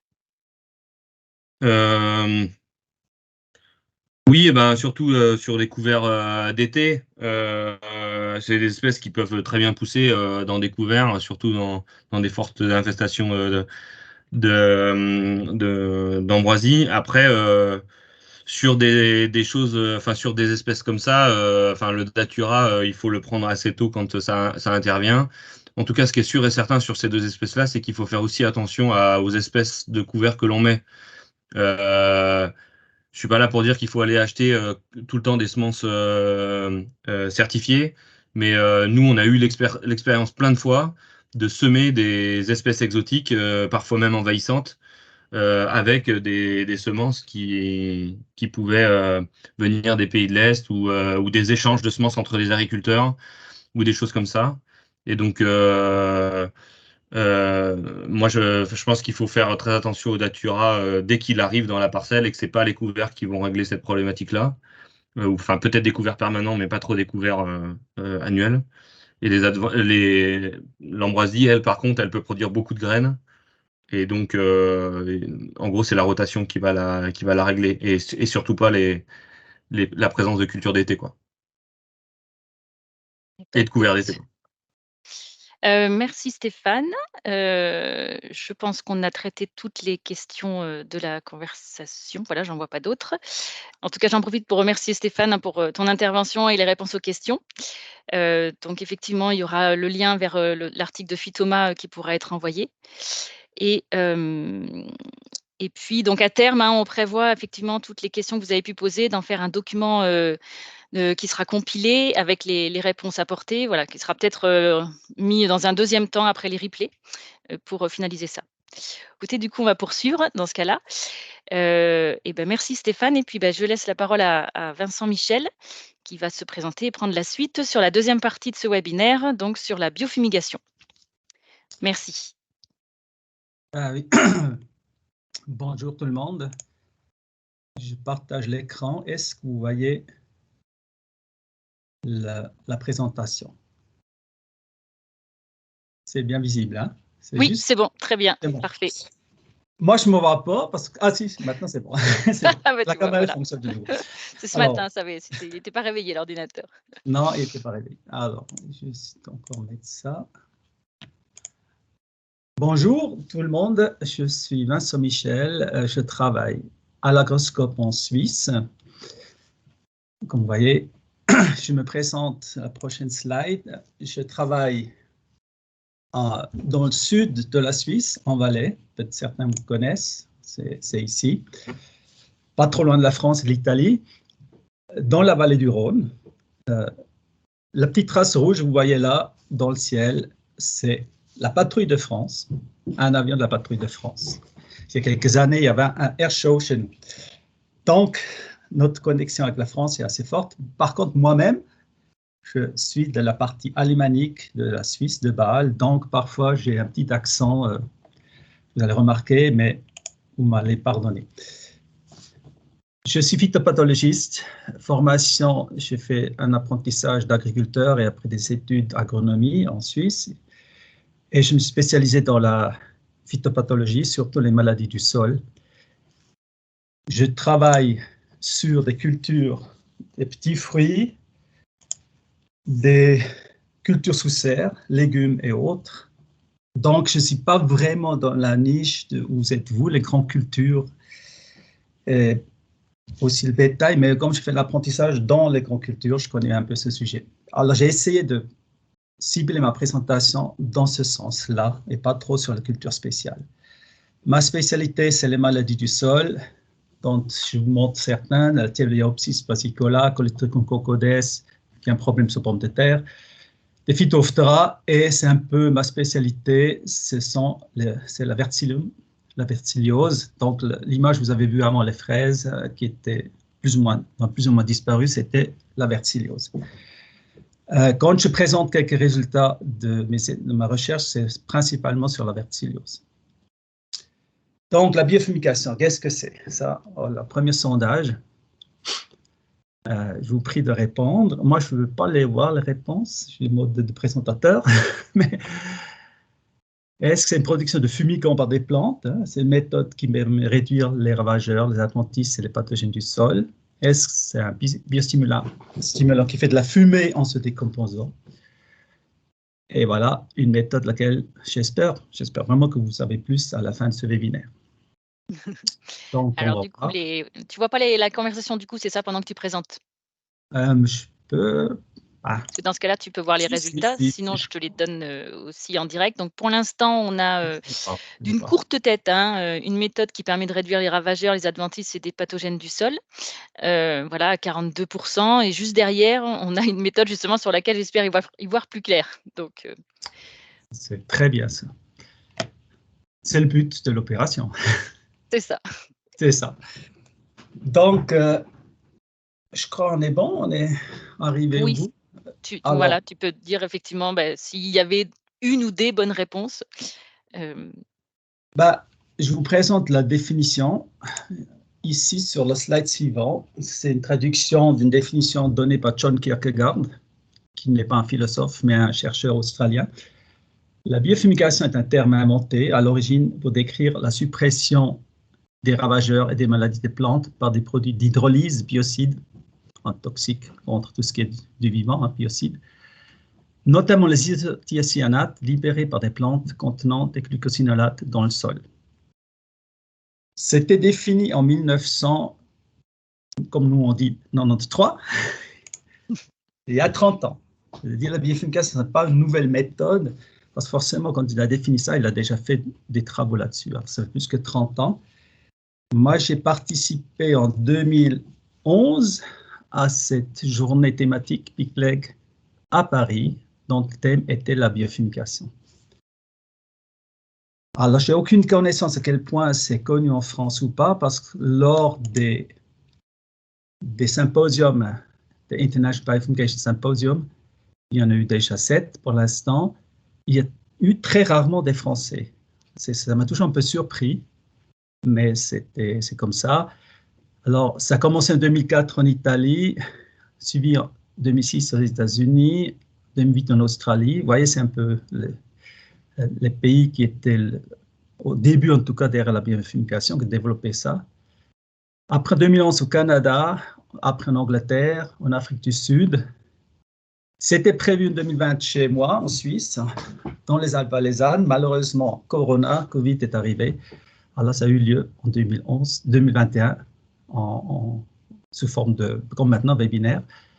Il y aura un nouveau symposium en 2024 en Argentine. C'est prévu de faire ça sous forme hybride. Alors, si vous voulez participer, vous pouvez participer sans aller en Argentine, ou alors vous allez en Argentine. Le programme a l'air d'être assez intéressant aussi.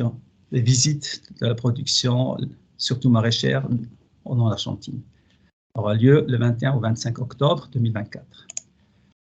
Pour le symposium que j'ai organisé il y a 2 ans, vous pouvez le trouver encore sur le site internet, ici à l'adresse. Vous pouvez simplement faire la recherche Google Agroscope biofumication, vous allez tomber sur la bonne page. Il y a la collection de presque toutes les présentations qui étaient tous enregistrées. Vous pouvez les revoir, ils sont en anglais, mais il y a des choses vraiment très intéressantes. Pour le symposium en Argentine, ça c'est le lien. C'est là que maintenant, sur ce site web, vous allez trouver plus en plus d'informations sur ce symposium. Alors, pourquoi la biofumication? Moi, je dirais la raison principale, c'était l'interdiction de bromure de méthyle, en ce fumigant. Excusez-moi, le sondage n'est pas tout à fait répondu. Alors, c'était juste la réponse 1, 2, mais par contre, pas la troisième réponse. Ce n'est pas un produit qui fait la fumée. Hein. C'est en fait un fumigant naturel. Je vais encore expliquer comment ça fonctionne dans les transparents suivants. Mais c'était justement un fumigant naturel pour remplacer les fumigants, les produits chimiques à phase gazeuse qu'on injecte dans le sol, surtout le bromure de méthyle. C'était chez nous interdit en 2089, dans les Pays-Bas en 2091, ça fait déjà un moment, mais surtout à partir de 2005, le bromure de méthyle était interdit dans les pays industrialisés. C'était le protocole Montréal qui a décidé ça. C'est pourquoi? Parce que le bromure de méthyle, ça détruit la couche d'ozone. Et depuis 2015, c'est interdit au niveau mondial. Donc, il fallait une solution. Alors, il y a quelques autres fumigants chimiques, mais qui sont moins efficaces. Et de plus, la tendance aujourd'hui, c'est de renoncer ou d'interdire tous les fumigants chimiques parce que c'est quand même des produits toxiques qu'on injecte dans le sol. Alors, comment ça fonctionne? Ici, c'est le schématique. On a une cellule de crucifère. Je parlerai beaucoup des crucifères. La biofumication beaucoup avec les crucifères, mais il y a d'autres plantes aussi. Dans les crucifères, vous avez la cellule, paroi cellulaire, la vacuole. À l'intérieur de la vacuole, il y a des glucosinolates. C'est en fait des substances il y a différents glucosinolates, il n'y a pas un, il y en a différents. Selon les glucosinolates, vous avez différents produits qui sont produits. À l'intérieur du cytoplasme, vous trouvez aussi un enzyme, la myrosinase. C'est très important. Parce que qu'est-ce qui se passe quand vous écrasez, quand une cellule se dégrade, elle est écrasée ou il y a morsure d'un animal, par exemple, ben, les parois se dégradent et abîmées. Aussi, le glucose sorte de la vacuole, entre en contact avec cette enzyme, il y a une réaction enzymatique qui va produire une transformation des glucosénylates en glucosulfate et isothio et thiocyanate, les ITC. Ça fait l'effet de fumigation. Pourquoi? Ces isothio et thiocyanate sont volatiles, en fait c'est des gaz, et sont toxiques. On dit la gaz moutarde, il y a des substances comme ça qui sont utilisées dans des produits chimiques, par exemple le dazomètre, ça vous dit peut-être quelque chose, ou le métamsodium, ça produit également un isothiocyanate, le méthylisothiocyanate. Dans les moutardes, comme espèce principale pour la bifumigation, ça produit un autre isothiocyanate, l'allyle isothiocyanate, mais les deux sont assez toxiques. Par contre, la phase gazeuse de ces produits n'est pas très forte. C'est un inconvénient dans le sens, le bromométhyle a eu l'avantage qu'à une très forte pression de gaz, c'est-à-dire ça pénétrait partout dans le sol qu'on traitait, contrairement à ces substances-là aussi, ce sont des substances chimiques, en fait, des produits chimiques de synthèse, ça a un effet de fumigation moindre parce que la phase gazeuse est moindre. Si vous voulez savoir plus tard, en une forme différente sur la biofumigation, il y a une vidéo que j'ai produite il y a une quinzaine d'années, c'était pour les portes ouvertes chez nous. C'est 2 minutes, vous allez tout savoir sur la biofumigation, tout l'effet principal. En fait.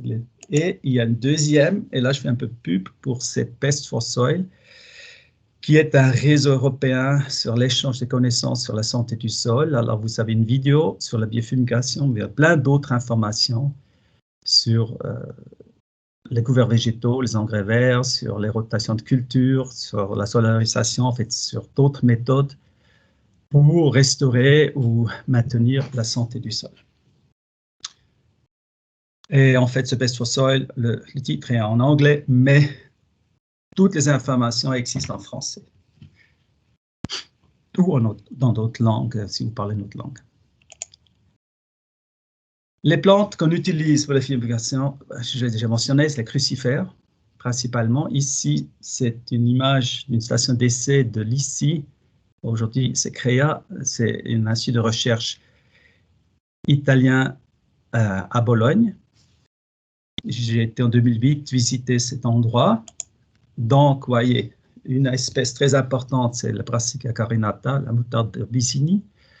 La personne que vous voyez ici dans ces cultures, une belle culture, c'est Luca Lazzeri, c'est un Italien qui fait plus que 2 mètres. Alors, vous voyez, ces cultures, elle est assez importante. Et là, je pense que c'est l'espèce le plus utilisée, c'est la Brassica juncea, c'est la moutarde de brune. L'autre plante utilisée, c'est les sorgho.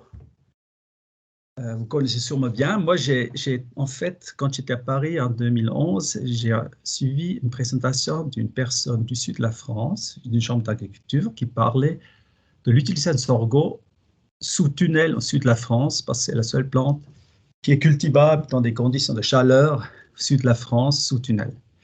Donc, moi aussi, je me dis, tiens, ça peut être intéressant, sous couvert, de travailler avec le sorgho.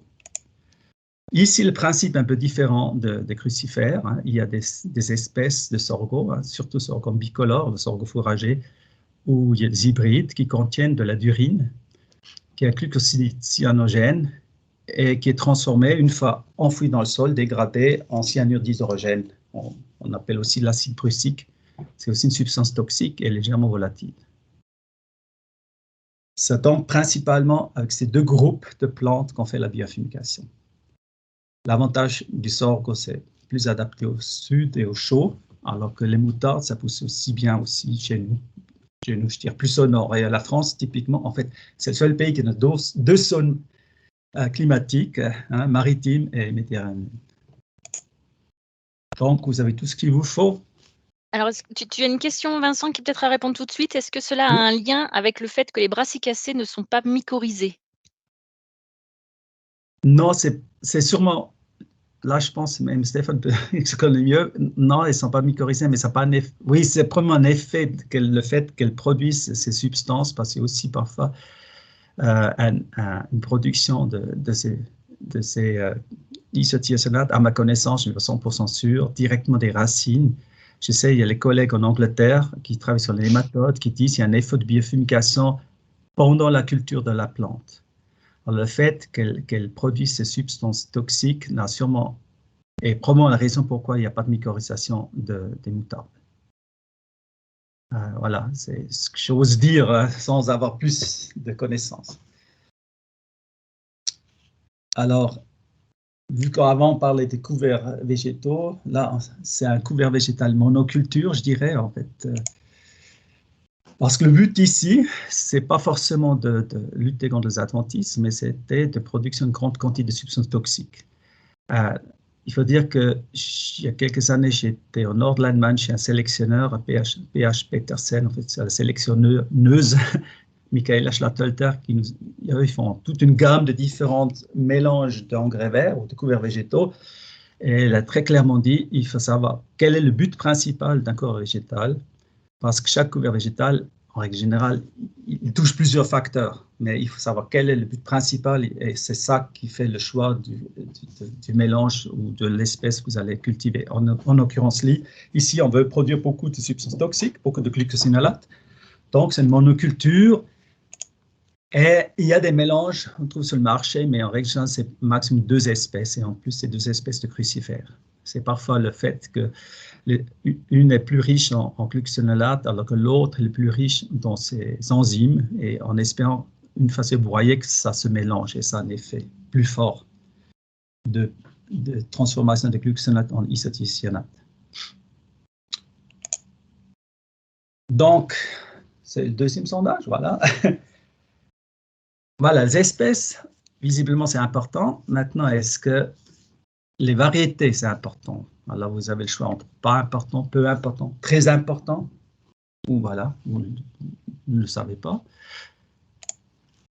Alors, je ne sais pas si tu vois les sondages, hein, les résultats. Voilà, on est à une grosse moitié, on va dire, sur très important, sur la variété, voilà, qui aura un effet qui serait très important.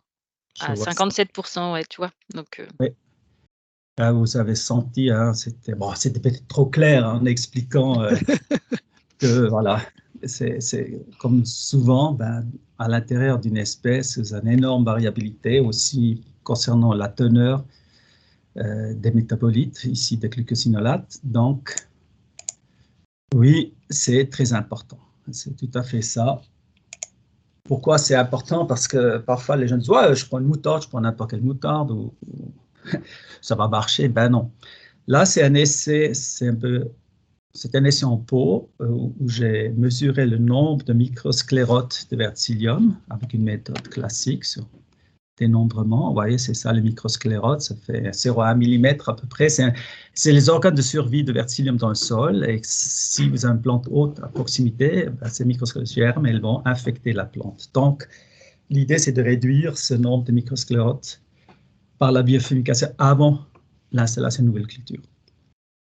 Dans ce graphique, vous voyez, on a 2 variétés ici, une moutarde brune, la 99 et la 20, et une espèce de colza, talent, et pas de plante, hein, c'était juste le sol, il n'y avait rien. Donc, c'est des 2 essais, ça vous montre aussi un peu la variabilité qu'on peut avoir dès qu'on travaille avec les organismes du sol, mais si je prends la moyenne de ces 2 essais, vous voyez que la variété très forte teneur, très haute teneur, ici 99, très riche en glucosinolates, a réduit le plus le nombre de microsclérotes dans le sol. La variété riche, mais moins riche, ici 20, un peu moins. Le colza, c'est une plante très similaire, mais qui ne contient pas les mêmes glucosinolates, qui ne forment pas des isothiocyanates, avait moins d'effet, mais toujours un effet, un léger effet comparé au sol nu. Ça, c'est intéressant et je viens là-dessus un peu plus tard. Donc, oui, la variété, c'est très important. Il existe même des moutardes qui n'ont pas de glucosinolates. Alors, si vous prenez une comme ça ne sert pas à grand-chose pour la biofumication. Il y a des variétés italiennes et françaises. Alors, française, j'ai marqué qu'une parce que je connais qu'une. Italienne, il y en a plusieurs. Elles sont vendues, ben, là en l'occurrence, c'est vendu, c'est sous le nom Caliente, mais c'est basé sur les variétés italiennes de l'ICHI, de cet institut. Ces variétés sont multipliées par l'américain, par Pioneer Seeds, non pas Pioneer Seeds, High Performance Seeds. Et on peut les trouver un peu partout maintenant, gentiment. J'ai aussi vu qu'on peut les trouver en Belgique. En France, je ne sais pas, mais c'est ce qui est vendu beaucoup. Et par contre, il y a aussi une variété étamine. Donc, j'ai fait connaissance il y a déjà pas mal longtemps. À l'époque, moi, je l'ai obtenu par une collaboration du Soufflet Agriculture. Je ne sais pas si c'est encore le cas.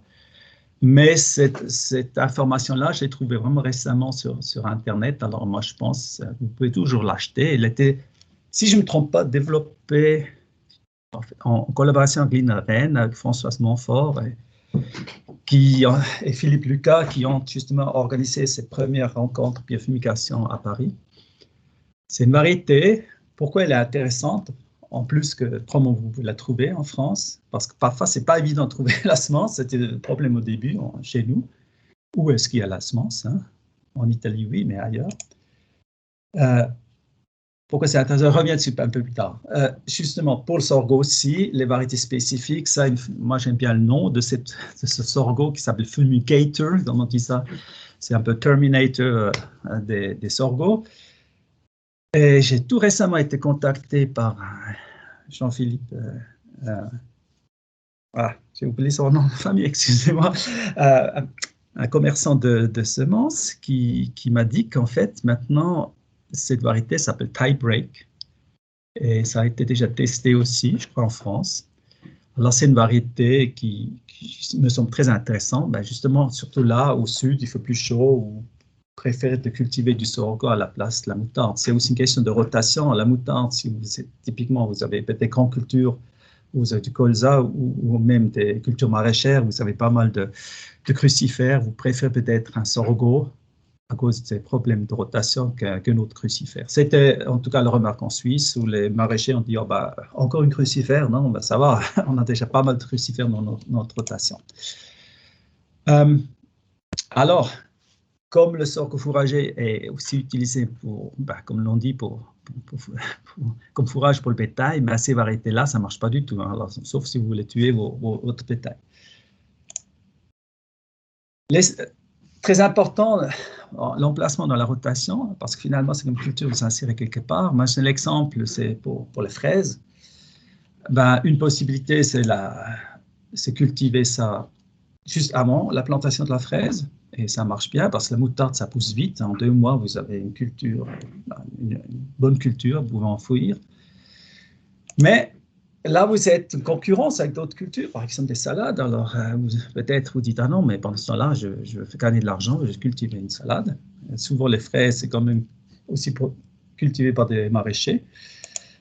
Donc, l'autre possibilité, c'est de la faire en hiver, en fait en automne, et l'enfouir au printemps. Les variétés italiennes, ils m'ont dit oui, elles hivernent très bien, mais oui, en Toscane, oui. Mais en Toscane, il fait moins froid que chez nous. Donc moi, j'ai testé en 2010, j'ai testé 2 variétés, donc étamine, donc tout l'intérêt pour étamine. Vous voyez ici, l'hiver chez nous, parfois, c'est, comme vous voyez cette image, il y a encore de la neige ces jours, de moins en moins. Cette image est printemps 2011. Et vous voyez, cette ISI 99, il n'y a plus rien qui reste. Alors qu'étamine, elle est assez bien établie. Et là, je viens sur un autre point important, la qualité de la semence. Ben, on a entendu avant, le problème, c'est la concurrence par les mauvaises herbes. Alors, j'ai eu un lot qui avait mauvaise germination, style 60%, et ça peut arriver, mais là, vous allez avoir des problèmes, parce que même si la moutarde, ça pousse vite, il y a d'autres choses qui poussent vite aussi, et c'est comme une petite plante au départ. Alors, il faut vraiment être sûr que vous avez la bonne qualité, et être sûr que vos lots de semences est un lot certifié, ou en tout cas, ou vous faites vous-même un petit test de germination avant de l'utiliser. L'irrigation et fertilisation, ça c'est un essai chez nous. Chez nous, ben, justement, on va aller en semi-aride, climat, peu. Là, c'est un essai qui est mal irrigué, ben, plus sur un sol sableux. Alors, vous voyez, cette moutarde, c'est une catastrophe. Hein. Là, on a 1 kilo par mètre carré, même pas. Alors que ça devrait ressembler à ça. Voilà, c'est un peu beaucoup, mais ça devrait avoir quand même une certaine quantité de moutarde. Il faut fertiliser avec du soufre, sulfate d'ammonium, différentes formes d'engrais soufrés, parce que ça a été montré, il y avait en 2010, il y avait aussi une journée en Allemagne, à Bonn, aussi sur la biofumigation. Là, ils ont montré que avec l'engrais soufré, vous pouvez augmenter jusqu'à facteur 4 la tenue en glucosinolate. Hein, pas 50% de plus, mais 3-4 fois de plus. Donc, c'est aussi important. Le broyage, ça c'est tous mes premiers essais 2005 avec un producteur bio qui a enfoui sa moutarde. Il faut broyer très finement. Hein. Pourquoi? Parce que vous voulez avoir une rupture des cellules pour provoquer cette réaction de glucosinate qui réagit avec l'enzyme pour qu'il y ait une formation d'isocyanate le plus vite possible pour avoir une concentration la plus élevée possible. Comme toutes les toxines, c'est une question de concentration. Si cette réaction se déroule sur trop long terme, vous arrivez à des concentrations moins élevées et vous avez moins d'effet. Alors, broyer, parfois je dis, ça dépend ce que vous avez comme appareil, mais prenez quelque chose qui vraiment, vous travaillez d'une façon que vous avez un super broyage. À quel stade et quelle quantité? Une fois de plus, je parle surtout de la moutarde, c'est la première moitié de la floraison, début floraison jusqu'à la première moitié, parce que là, vous avez le compromis entre une assez grande masse biomasse avec des teneurs assez élevées, parce qu'en fait, les teneurs, ça varie. D'abord, il y en a beaucoup dans les racines, après dans le tige-feuille, et à la fin, ça va dans la semence. Forcément, c'est là que vous avez les graines de moutarde. Et c'est important pour le sorgho, à ma connaissance, c'est plutôt avant la floraison qu'il faudra l'enfouir. Ça, c'est une quantité idéale, hein, c'est un peu 5 km² de matière fraîche, ça vous fait quand même 50 tonnes à l'hectare.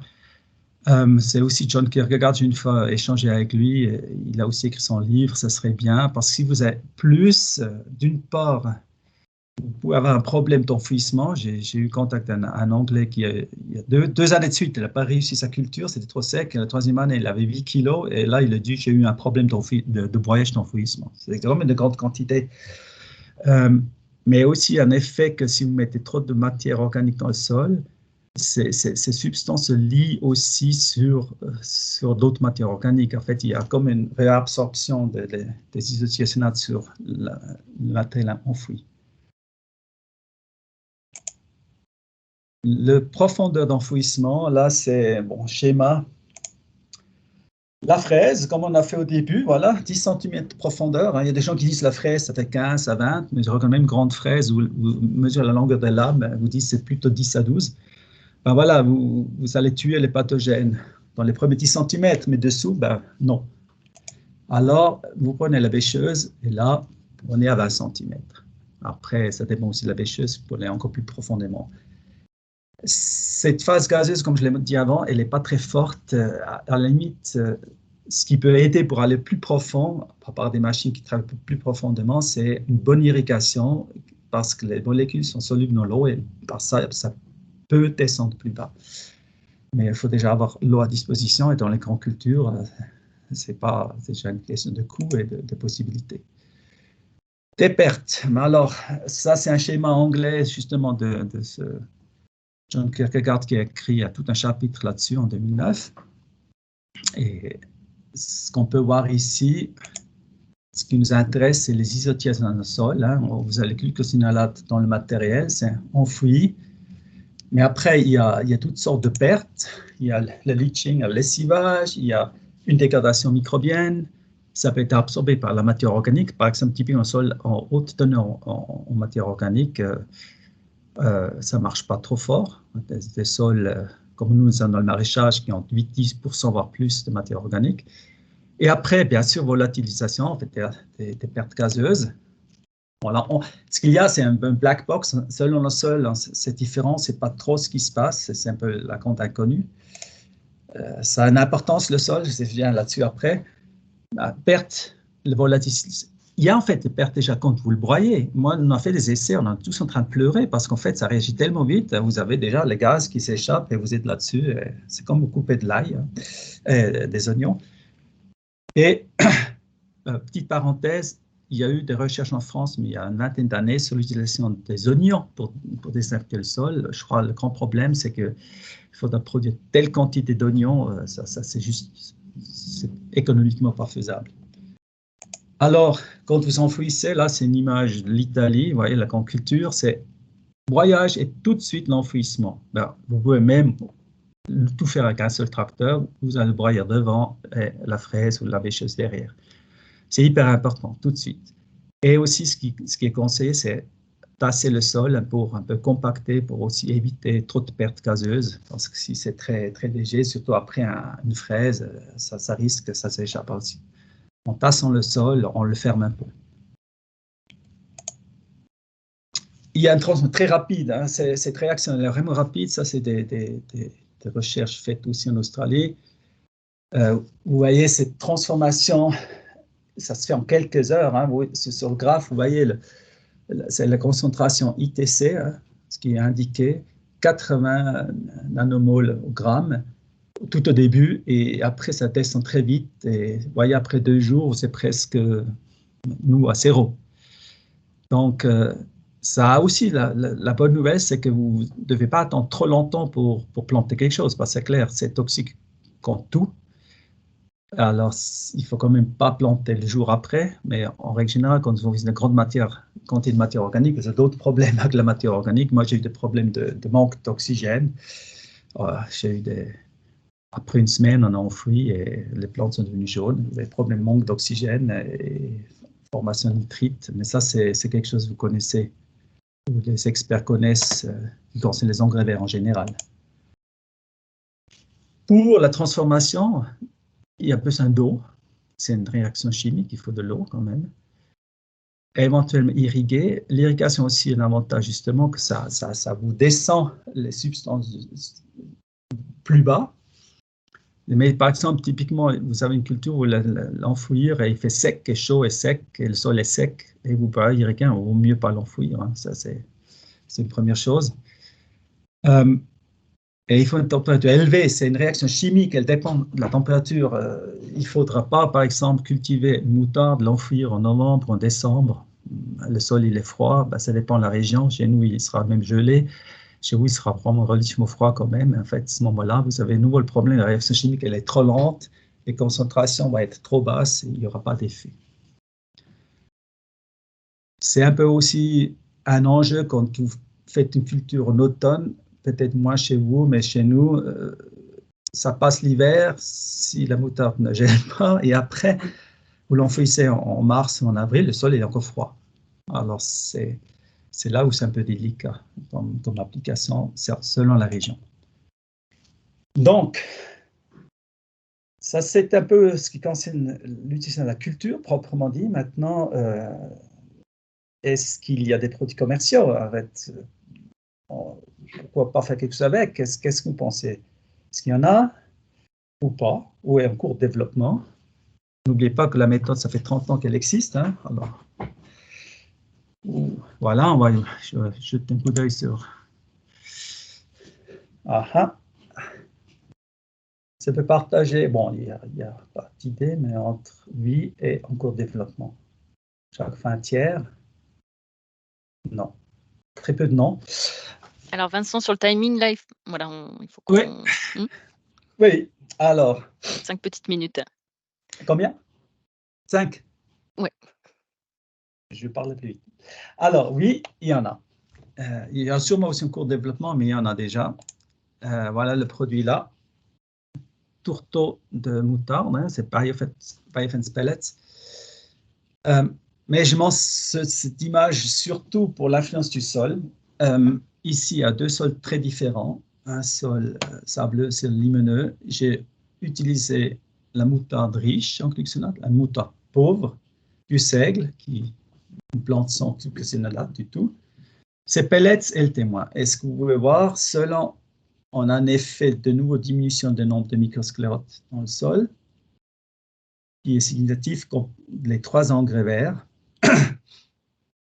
les 3 plantes, comparées aux témoins. Les pellets n'ont pas fonctionné, mais je pense que la raison, c'est une autre. Je reviens tout de suite dessus. Ce qui est intéressant, c'est sur le sol, la réaction est différente. Vous voyez, le sol limoneux, ça marche bien avec les moutardes riches. Par contre, dans le sol sableux, pas du tout, contrairement au seigle. Donc, voilà, c'est juste pour vous montrer, ces 2 sols étaient surtout différents au niveau de la teneur en limon et en sable, autrement très, très similaires.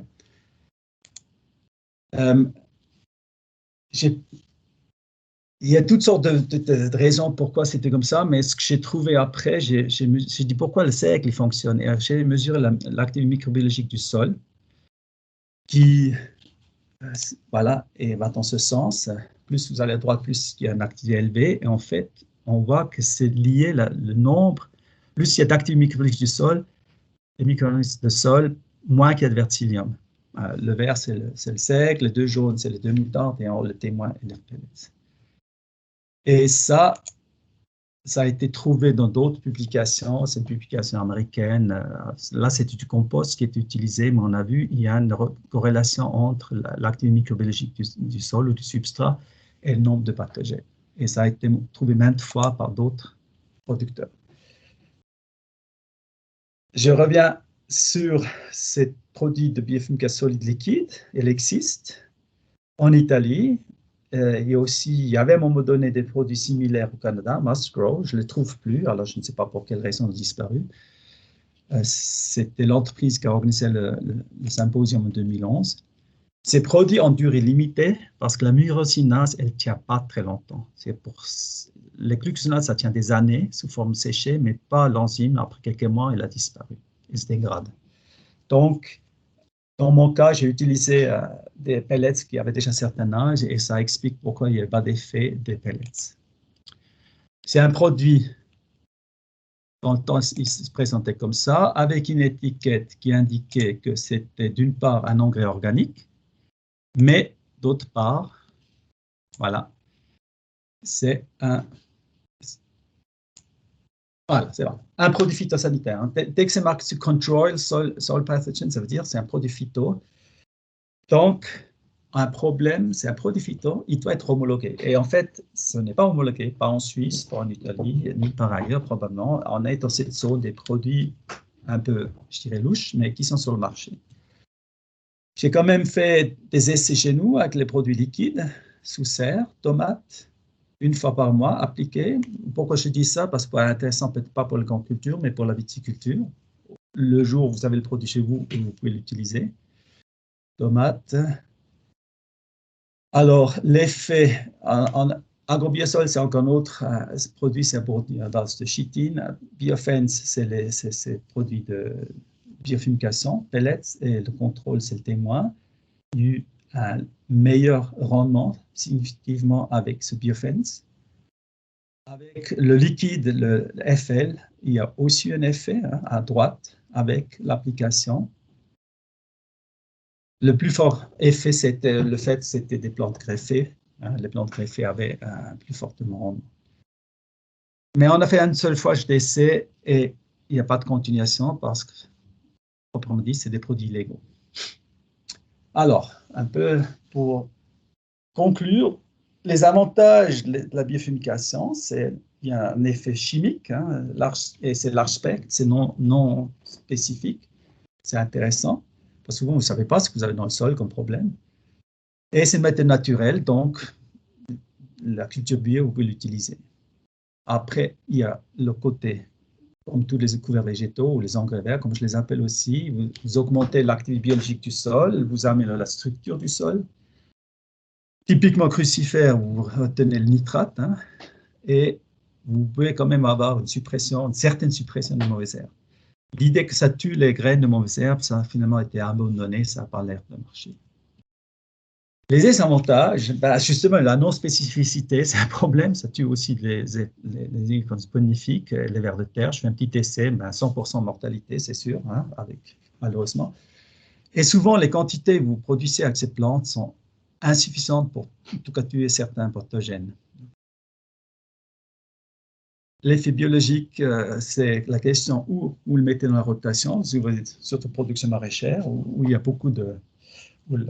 Comme c'est une crucifère, c'est aussi une plante haute des pathogènes des crucifères. Et la durée.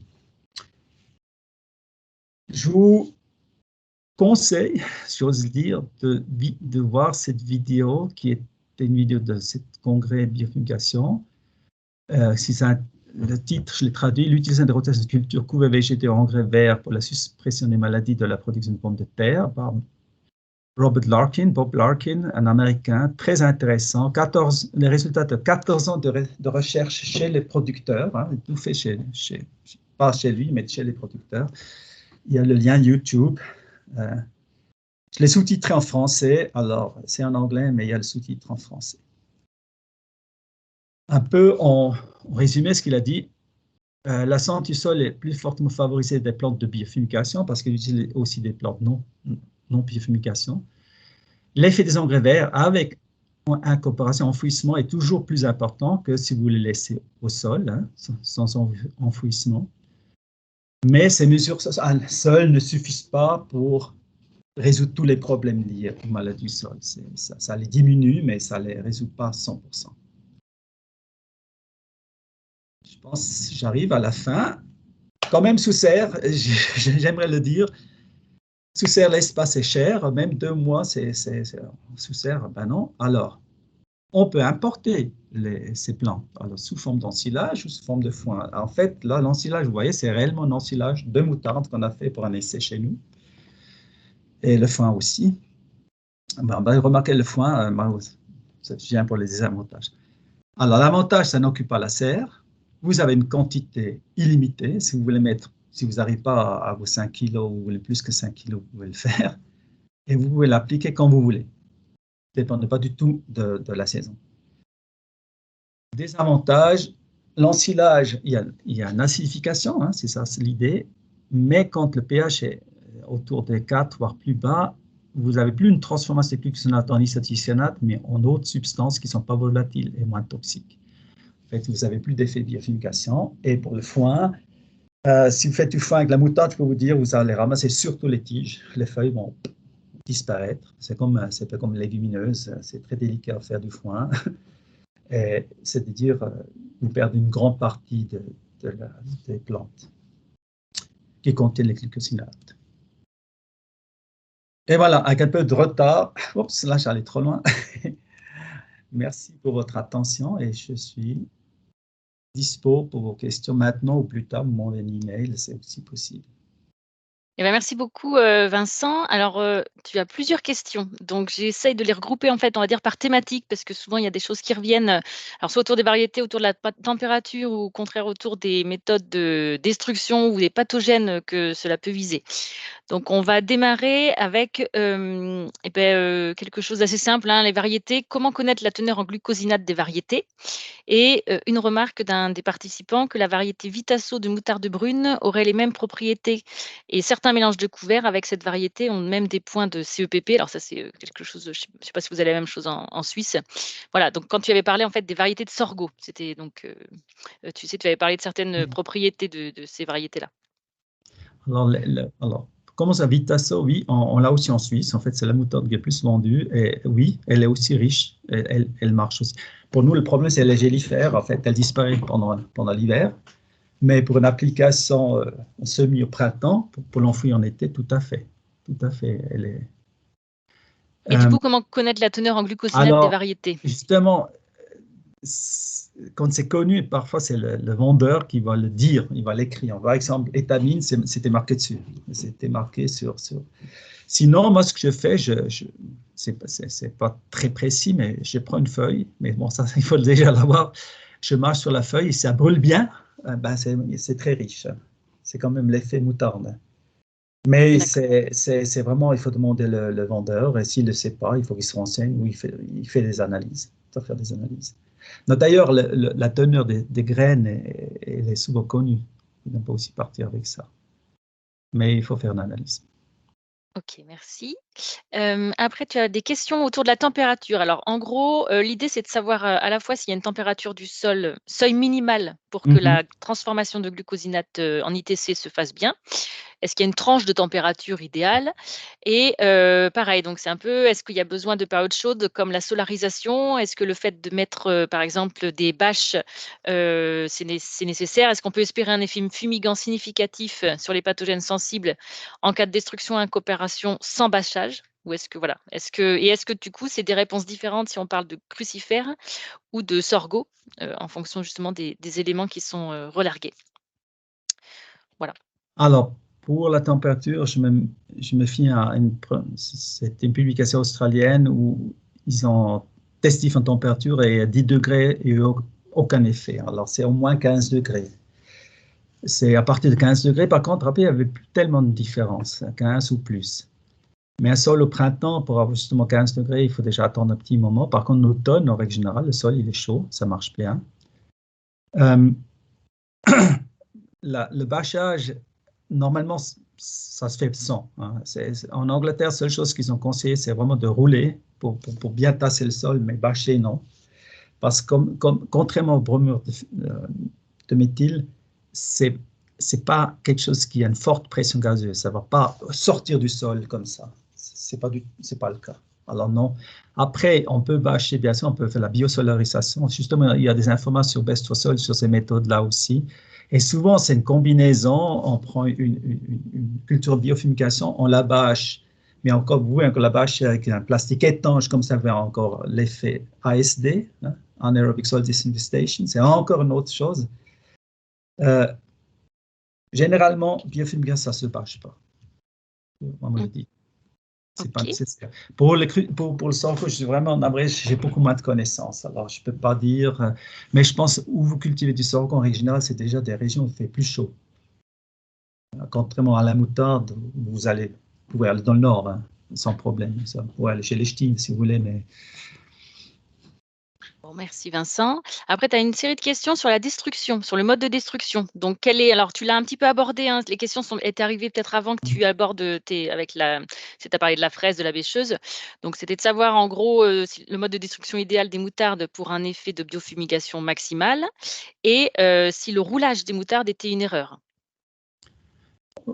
Alors, la destruction, oui, c'est vraiment, il faut soit prendre une broyeuse à marteau qui éclate le plus possible, une pulvérisation carrément pour casser le plus possible. Ou, je dis parfois, je peux imaginer une région où on a du bétail, on peut utiliser aussi une faucheuse qui est un conditionneur, vous voyez, qui est comme pour la luzerne d'autres, qui écrase entre deux rouleaux les plantes, c'est pour la protection de foin. Ça, je peux imaginer. Il faut vraiment essayer d'écraser le plus possible les cellules. Deuxième question, là, c'était pour... Eh ben, c'était de savoir si rouler la moutarde était une erreur. Rouler dans quel sens? La coucher? Rouler au sens, oui, juste tu vois, la coucher, mais sans... voilà. Enfin, vous n'allez pas avoir... Ouais. Il y a une exception. Si vous la roulez, vous l'écrasez en plus, elle est vraiment cassée, et après vous l'irriguez, où il y a une forte pluie, ça marche. Parce que les Australiens ont montré. Mais une forte pluie ou vraiment une bonne irrigation, style 40 mm ou plus, parce qu'à ce moment-là, une fois après la transformation, les citernes sont lessivées dans le sol. Mais seulement rouler, bah, ça va dans l'air. Hein. Vous avez à bas tout dans l'air, malheureusement. Et du coup, en lien avec toujours cette, on va dire, le fait que ça marche, ça soit fonctionnel, opérationnel, est-ce que tu as un seuil de pH acide à partir duquel les glucosinolates ne deviennent plus des isothiacinates? Pardon. Non, je ne l'ai pas comme ça là, mais je n'ai pas de principe dans les sols chez nous. Ou, je sais pas, chez nous, on a des sols basiques. Principalement, on n'a pas ce problème-là, mais je pense même un sol avec un pH 6, c'est encore le cas, ça se transforme encore. Après, quand vous avez un sol vraiment acide, vous allez avoir ce problème. Ok. Mais cette question, à la limite, si je le reçois, je vais faire un peu la recherche pour trouver des informations plus détaillées. Mmh. Après, juste une petite question. Le pH, ça dépend comment vous le mesurez, c'est encore ça un problème, parce qu'il y a une vieille publication qui a montré que selon la méthode vous pouvez avoir 2 unités de différence du même sol. Alors, je pense, vous, en France, vous utilisez aussi l'extraction à l'eau, j'imagine. Je suppose. Il faut juste me renseigner, hein, parce que si vous pouvez avoir si je dis un pH 5 et vous mesurez différemment, et peut-être ça ne joue pas. Mais je note ça. Oui, alors il y a des participants effectivement qui confirment que c'est effectivement ça, pH avec le pH haut. Oui. Toujours en lien avec la destruction, est-ce que tu vois un délai minimum après la destruction du couvert avant d'implanter du coup la nouvelle culture? 1 semaine, je dirais. 1 semaine. Ouais. Après, moi, j'ai souvent travaillé avec 1 semaine avec les fraises. J'ai jamais eu de problème, sauf le jour où j'ai combiné avec du compost en plus.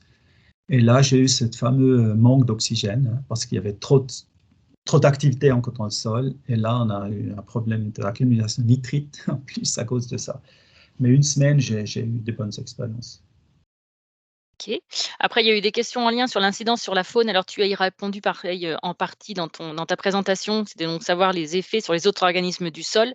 Donc, tu as cité les vers de terre, mais ça peut être aussi la microfaune du sol. Est-ce que, donc, tu l'as dit, hein, a priori, le spectre est large. Donc, est-ce qu'il y a une biofumigation ciblée ou voilà, ou c'est reste à l'aveugle? Non, ça reste à l'aveugle.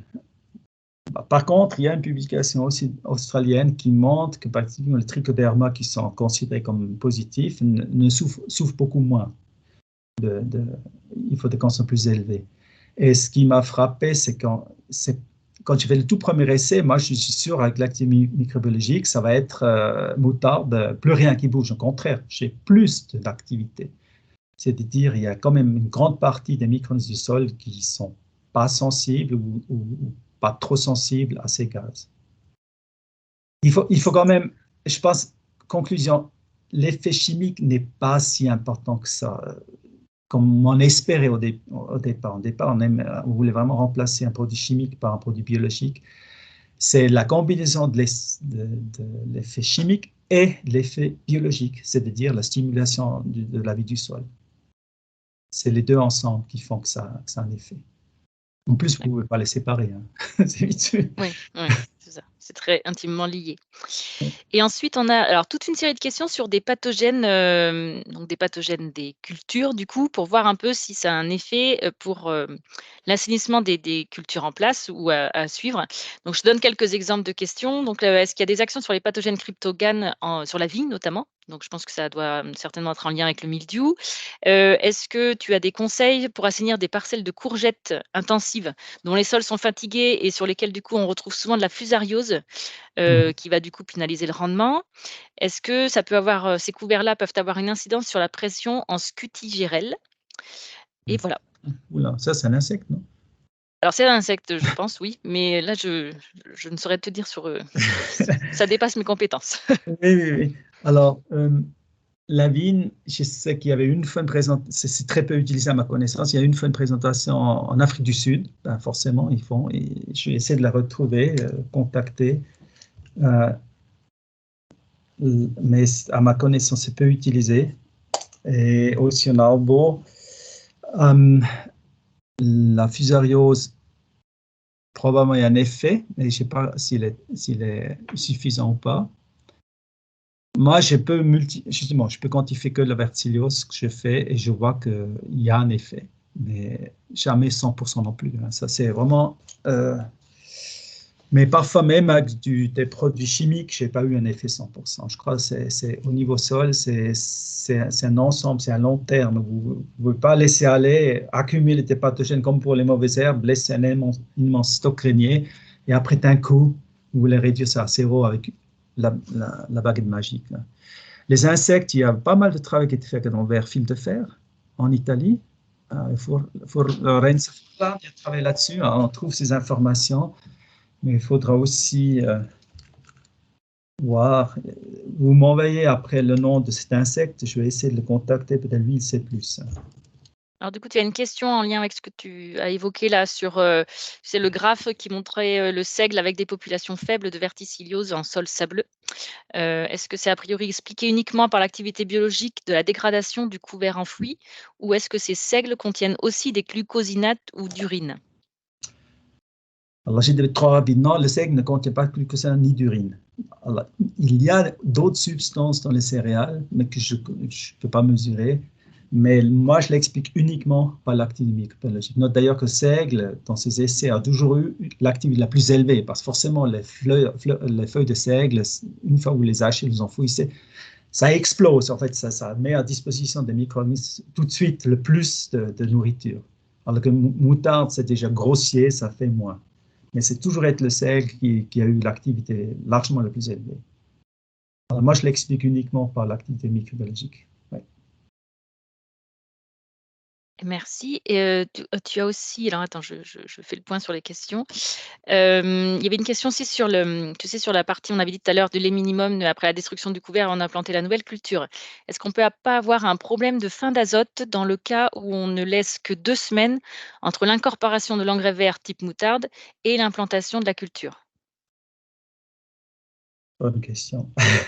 Moi, je suis dans les cultures sont hautement intensives, à la fraise et autres, alors forcément, on fait la fertilisation. Mais je dirais, une moutarde, dans ce stade, elle se dégrade très rapidement et elle va, je pense, libérer l'azote très rapidement.